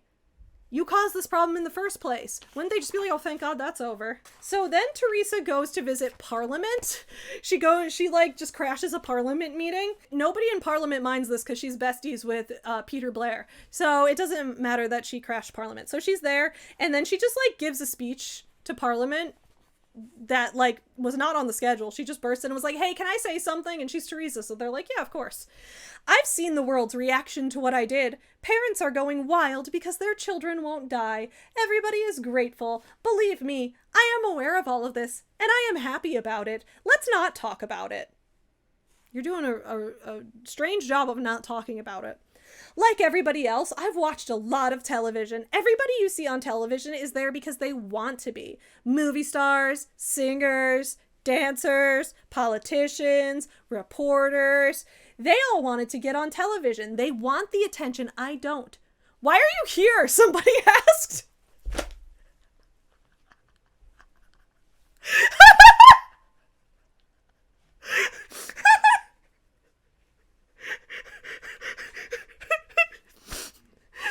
Realest moment in this entire book. It's like, you remember the part in the room, in the movie The Room, where there's 2 people we've never seen before that just, it's Mike and Michelle. If you've seen The Room, there's Mike and Michelle. When they first appear, they've had no introduction, and they just like appear in Tommy and Lisa's apartment and start having sex on the couch, and then Claudette walks in and she's like, now who are these characters? Shout out to the one guy in Parliament who goes, why are you here?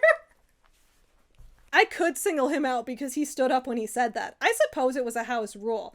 I stared at him with no attempt to hide my contempt. How dare he interrupt me? In answer to his own question, why had he spoken if not to attract attention to himself?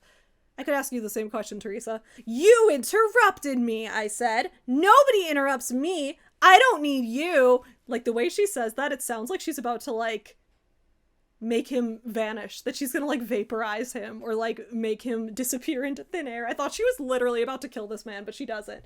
You could almost see the miserable man's political career melting down to his feet. He had dared to interrupt the world saver. There would be rioting in his hometown. I looked over the crowd. Reporters are the same way. They don't let you complete a sentence. I didn't even have a chance to open my mouth, and they were telling lies about me the night I talked with Mr. Blair on television. They don't know crap, but they won't shut up. I told Mr. Blair the next morning I would never talk to reporters. I didn't ask for this, and I won't take garbage from anybody. You said that out loud in a Parliament meeting? Okay. A chill was felt around the room. The old rules were out. There was a new sheriff in town. So Theresa's straight up a dictator now. She's like, you interrupted me?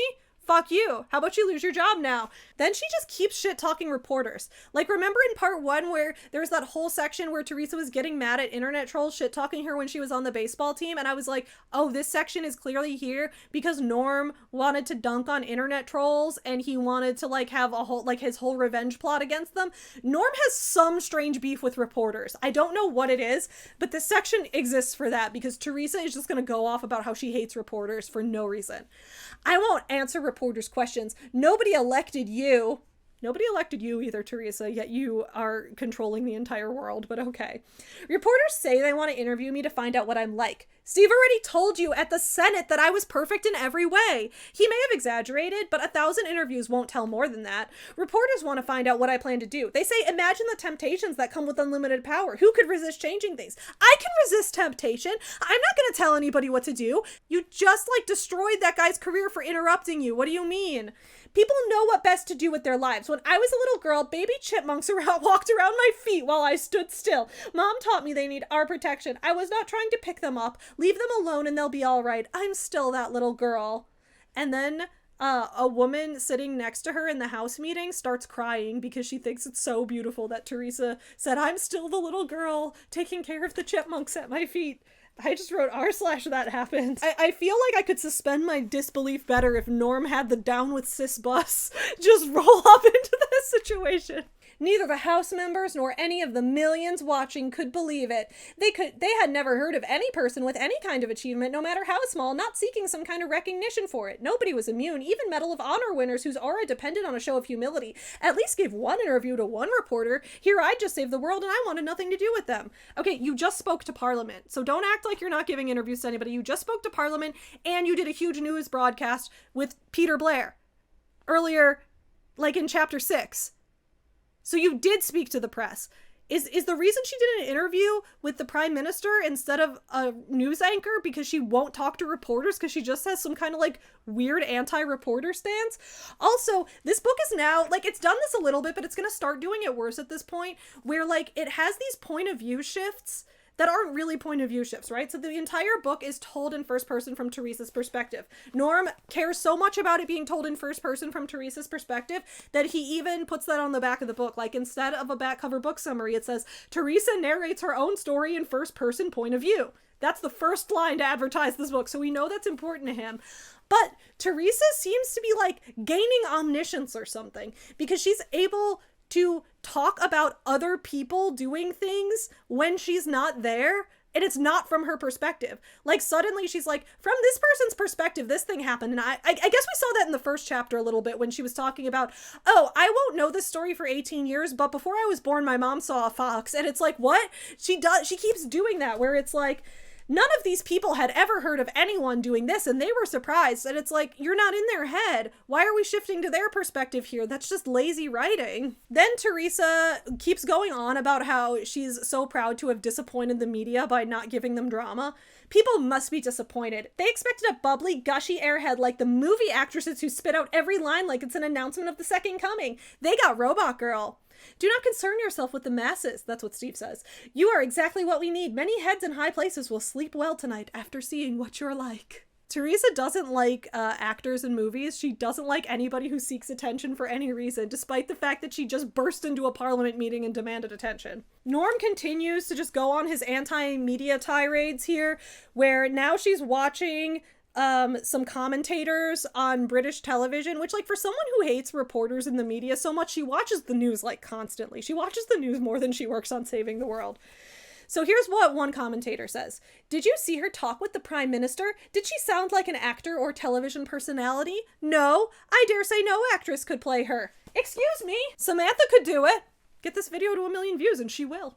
No actress could play her. She is a real person with no attempts to convince, fool, impress, charm, or ingratiate herself with people. She is your neighbor's daughter, exceptionally gifted, as we have seen, but otherwise a very ordinary girl. She wants privacy. She earned it. Every time we turn on the TV, or every time Theresa watches the news, people are being universally positive and sucking her dick nonstop. They're just oh my God, Theresa, she saved the world. She's so great. She seems so nice. She's not seeking attention. This is amazing. Yet, from Theresa's perspective, she's constantly ranting about everyone on the news lies about me. They want drama. They want to tell fake stories about me. They just want to catch me in a bad mood. She keeps thinking this is happening, but what we see in the book is never this happening. She just comes off as extremely paranoid. Finally, on page 228, we finally get to learn, we finally come back to Jan Struthers. Remember Jan Struthers in part 1 who was there with Theresa when she was a teenager and then just disappeared one day, and it was where's Jan Struthers? I don't know. She'll probably turn up eventually. So now they're finally back to caring about Jan Struthers and what might have happened to her. So Theresa asks Prime Minister Blair to look into what happened to Jan Struthers. I don't know why she didn't do this earlier. She was Steve was able to, like, request chipmunks be sent here, but she couldn't, like, look for her old friend who's been missing for I don't know how long. And so we shift point of view again, and now Theresa is just, like, she's asking the Prime Minister to find out what happened to Jan Struthers. And then immediately it shifts to talking about what Jan's been up to, but Theresa has not encountered Jan yet. She hasn't talked to her again yet. Jan is not catching her up on this. It's just like, anyway, so here's what's been going on with Jan. Which it's like, we're supposed to be in your point of view, Theresa, but we switch again. Jan Struthers had not had a good summer. Her 8 years of managing my watchers did nothing for her. She couldn't tell anybody about it. Nobody would believe her. That left an 8-year hole in her resume. Now in her 30s, her college education wasted, unemployable, unmarried, and living with her aging parents. Her life was a ruin. That doesn't make any sense. She wouldn't have to have an 8-year gap in her resume. She worked for a US government agency. She doesn't have to say, I was stalking the girl who had an alien inside of her. Also, the entire world knows about that now. She could just say the name of the agency that she worked for. She doesn't have, like, there are plenty of government agencies that have very high confidentiality that you can't reveal the specific things you did. And employers understand that. There's no need for an 8-year gap. She should have a job. Glum, with lack of purpose and ennui, she turned on Channel 24, the all Theresa all the time station. Theresa, I thought you didn't want to be on television, so why is there a channel devoted to you? So then she's watching TV. So she's watching the Theresa channel. It says the scene switched to Prime Minister Blair at a press conference. Jan wasn't really listening until Blair mentioned her own name. How do we know? Theresa's not there. What do you mean Jan wasn't listening? Why are we in Jan's perspective right now? Theresa Hartley has asked me to notify Jan Struthers to call the British ambassador to the United States at the embassy in Washington. Theresa wanted to see her. All this time, she worried I'd believed she'd cooperated in President Martin's mad plot to bring me and Hal down. Jan cried loudly. Her parents came in the room to ask what was wrong. Nothing, Jan said. Theresa still likes me. It's wonderful. I talked with Jan on the phone. When President Martin came to the office and found out about me and Hal, he didn't like the arrangement. He disbanded Jan's watchers and replaced them with a smaller group of professional agents he could trust and issued an executive order warning Jan to never talk about anybody and never contact me. This had the force of law. You did not disobey an executive order. Dude, Norm is definitely a Trump supporter if he loves executive orders this much. So now we're on to chapter 15. We have finally reached the last chapter that we're going to be reviewing today. Holy shit, I am so exhausted from this. So let's start chapter 15. After I brought rain and eliminated winter to allow a 12-month-a-year farming season all over the world, people were saying the world was much better off than before Martin tried to get rid of me and Hal. Why would they say it's better off? Before you jumped from the plane, the wind was still functioning like normal. The crops were still growing like normal. Why do they think the world was better? You are the one. You and Hal messed up the world in the first place, and then you fixed it. We're about to run into another problem because she didn't actually fix it. She made it worse. But why would people think the world is better? At the very least, they'd be like, okay, well, at least we're not starving anymore. Like, they would think it's back to equilibrium, I would think. Anyway, so now she's having a talk with Prime Minister Blair again, and he says, a group of oceanographers have informed me that the oceans will rise due to thermal expansion. They believe it is already up a 1/16 of an inch. They say it will rise 2 or 3 feet in a year. What's causing it? Asked Steve. It is the reduction in the Earth's declination. Normally, water is heated in the summer months and cooled in the winter to maintain a constant average temperature. With the reduction in declination, this process is frustrated. The oceans are not losing their heat normally. Sunlight is coming into the northern hemisphere at a more vertical angle than normal for this time of year. The northern oceans will not lose their heat even as the southern oceans are gaining it. This causes the water to expand above normal volume. So I'm like, isn't that, if oceanographers know this and know that this is a pattern that happens, why didn't anyone work with Theresa on this process to tell her this ahead of time? This knowledge existed in the human race, and yet she was allowed to do this anyway. That doesn't make any sense. It will cause horrible damage along our coastlines. Beach levels are maintained by a delicate balance. A 3-foot rise in water will erode many beaches to the point of endangering valuable real estate. Won't somebody think of the valuable real estate? Theresa, upon hearing that she is yet again the cause of another potential mass extinction event on Earth, is just whiny about it. She's like, I thought I could retire from all these problems. The world is a very complicated mechanism, answered the Prime Minister. You can't change one thing without affecting others. Yeah, if only someone had told her that before she started impacting the world on a global scale. So Steve runs some calculations and tells her, you need to get rid of 1 cubic mile of water every 3 minutes for a year. And Theresa says, will they ever leave us alone? Leave you alone? You've condemned the world to death twice now. This is your problem to fix. No, face it, my dear, you're stuck with Hal and there'll be one problem after another. I know it's not fair. Who said life is fair? We struggle and then we die. I think that's a great quote. I love that. That's Steve's best quote. I think the best quote that I read in part 1, where Theresa was like, if I could write my autobiography, it would go, I was born, I had a good time, I was vaporized by a bomb. That was my favorite quote here. My favorite quote here is Steve saying, who said life is fair? We struggle and then we die. So now she's just working to get Hal to, like, fix this problem. Hal lifted a cubic mile of water out of the South Pacific a few hundred miles from Antarctica on the Pacific side. It rose at 40 miles an hour, bringing it completely out of the ocean surface in 1.5 minutes. After 3 minutes, another cubic mile of water started rising. So she's just kind of cooking. She's just going to keep on trucking with this. But where is the water going to go, you may be wondering? She's raising all this water up out of the ocean. Where's it going to go? The answer is that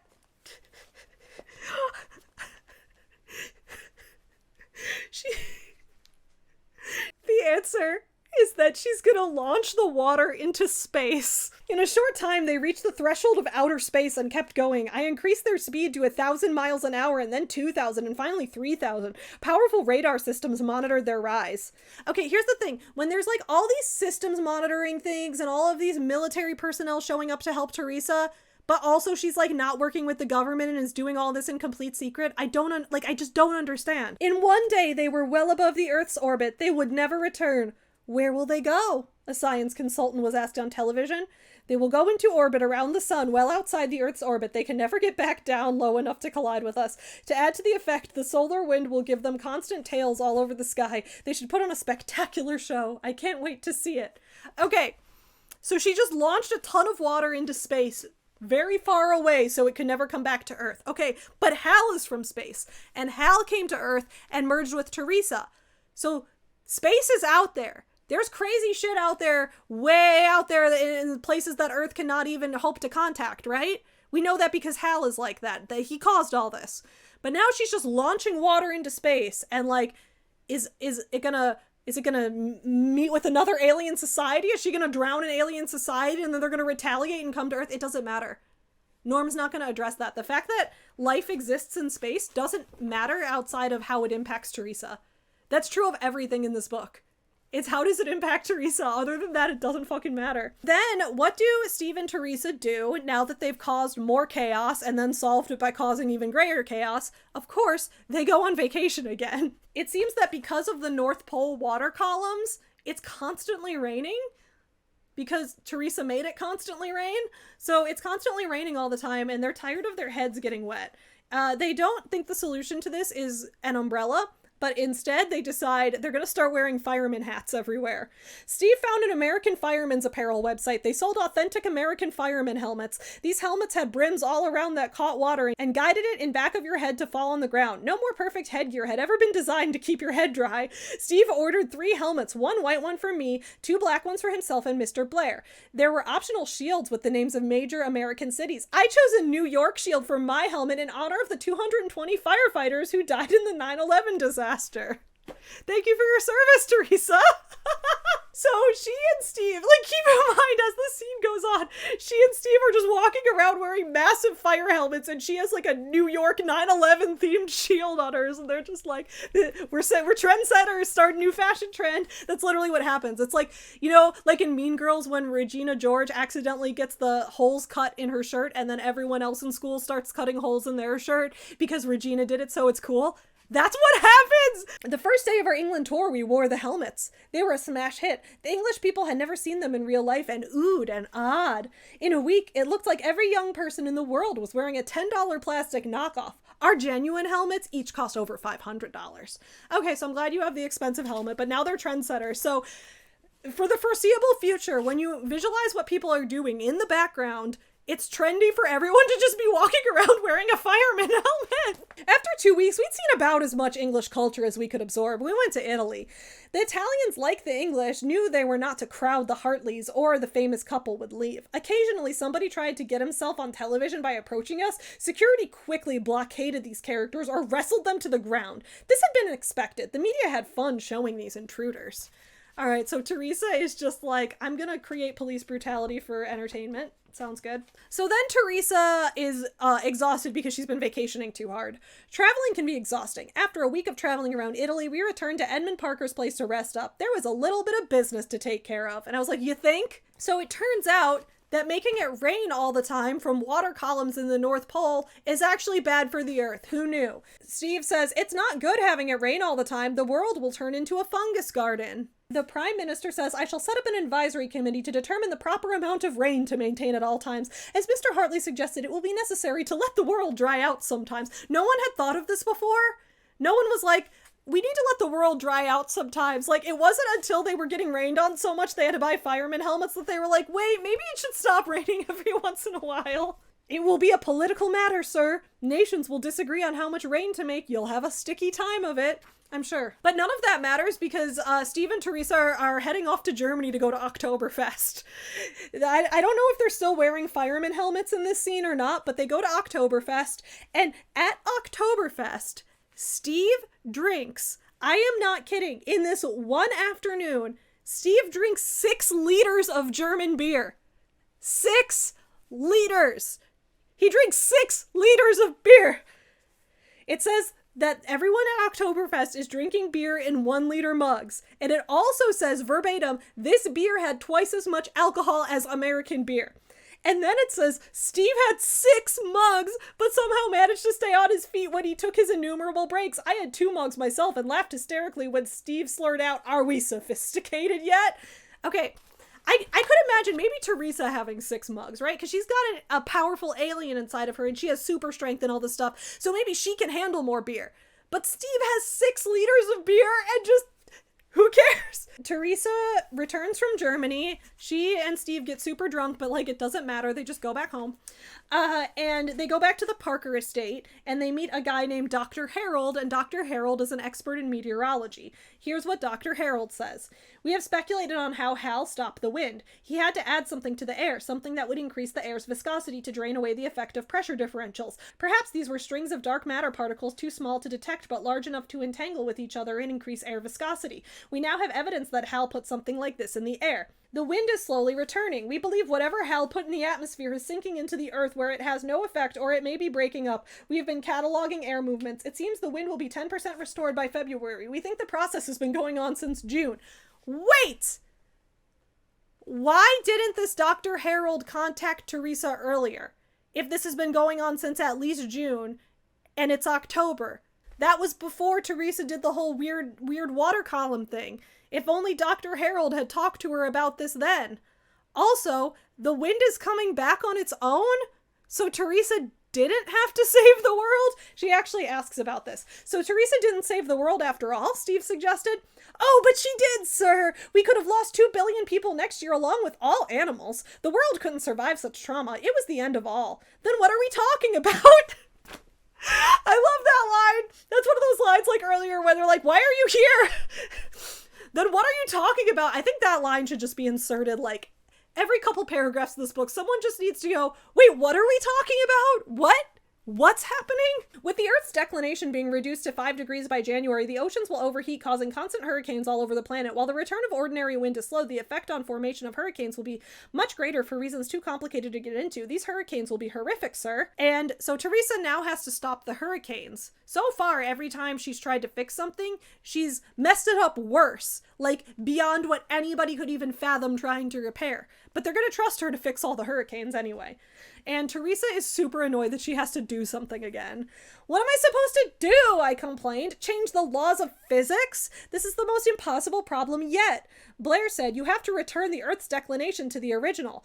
I thought the Asians couldn't get through the winter. It will be hard on them. How hard? We may lose 500 million people. But the answer to this is just for the politicians to be like, don't worry about it. Regular people, we don't, this is the most real part of the book right here, okay? This is the part that actually like says something about society and is pretty real. The people in charge basically straight up admit that like, oh, yeah, 500 million people might die, but like, we're politicians and we don't really care about other people. He says right here, We politicians are necessary evils. The matter must be addressed politically, not sentimentally. In politics there are no men, only ideas, no feelings, only goals. Order must be preserved or we are all lost. That's like a Hitler kind of thing to say. What the fuck? Excuse me? Oh, 500 million people may die, but at least we're going to preserve the world order. Jesus Christ. So this is how the chapter ends. Peter Blair, who's totally cool with condemning 500 million people to death and not trying to find any other solution, is feeling really bad because he feels bad that he's stressing Theresa out again with another problem, because that's what we have to worry about. After reviewing the problem, he said, I am reminded of King Lear. Before such sacrifices, the gods themselves burn incense. She won't sleep well. Uneasy lies the head that wears a crown. Poor Theresa, when her story was written, it will be said her adversary was not the people in the world, but the world itself. And that's how chapter 15 ends. And that is the last thing we're going to be reviewing today. Holy shit, I am exhausted after reviewing this book. I need to go stretch and chug some coffee and whatever. Oh my god. So part 3 will be out in a month or two, and then we'll finish up this book. But I've got a lot more to read on this. I hope you guys enjoyed this. If you're still here, thanks for watching the whole thing. And if it is still the weekend when this video first premiered, come to C2E2. I'll be there exhibiting. Come meet me, get a signed book. We'll have a good time. Thanks for watching. See you guys later.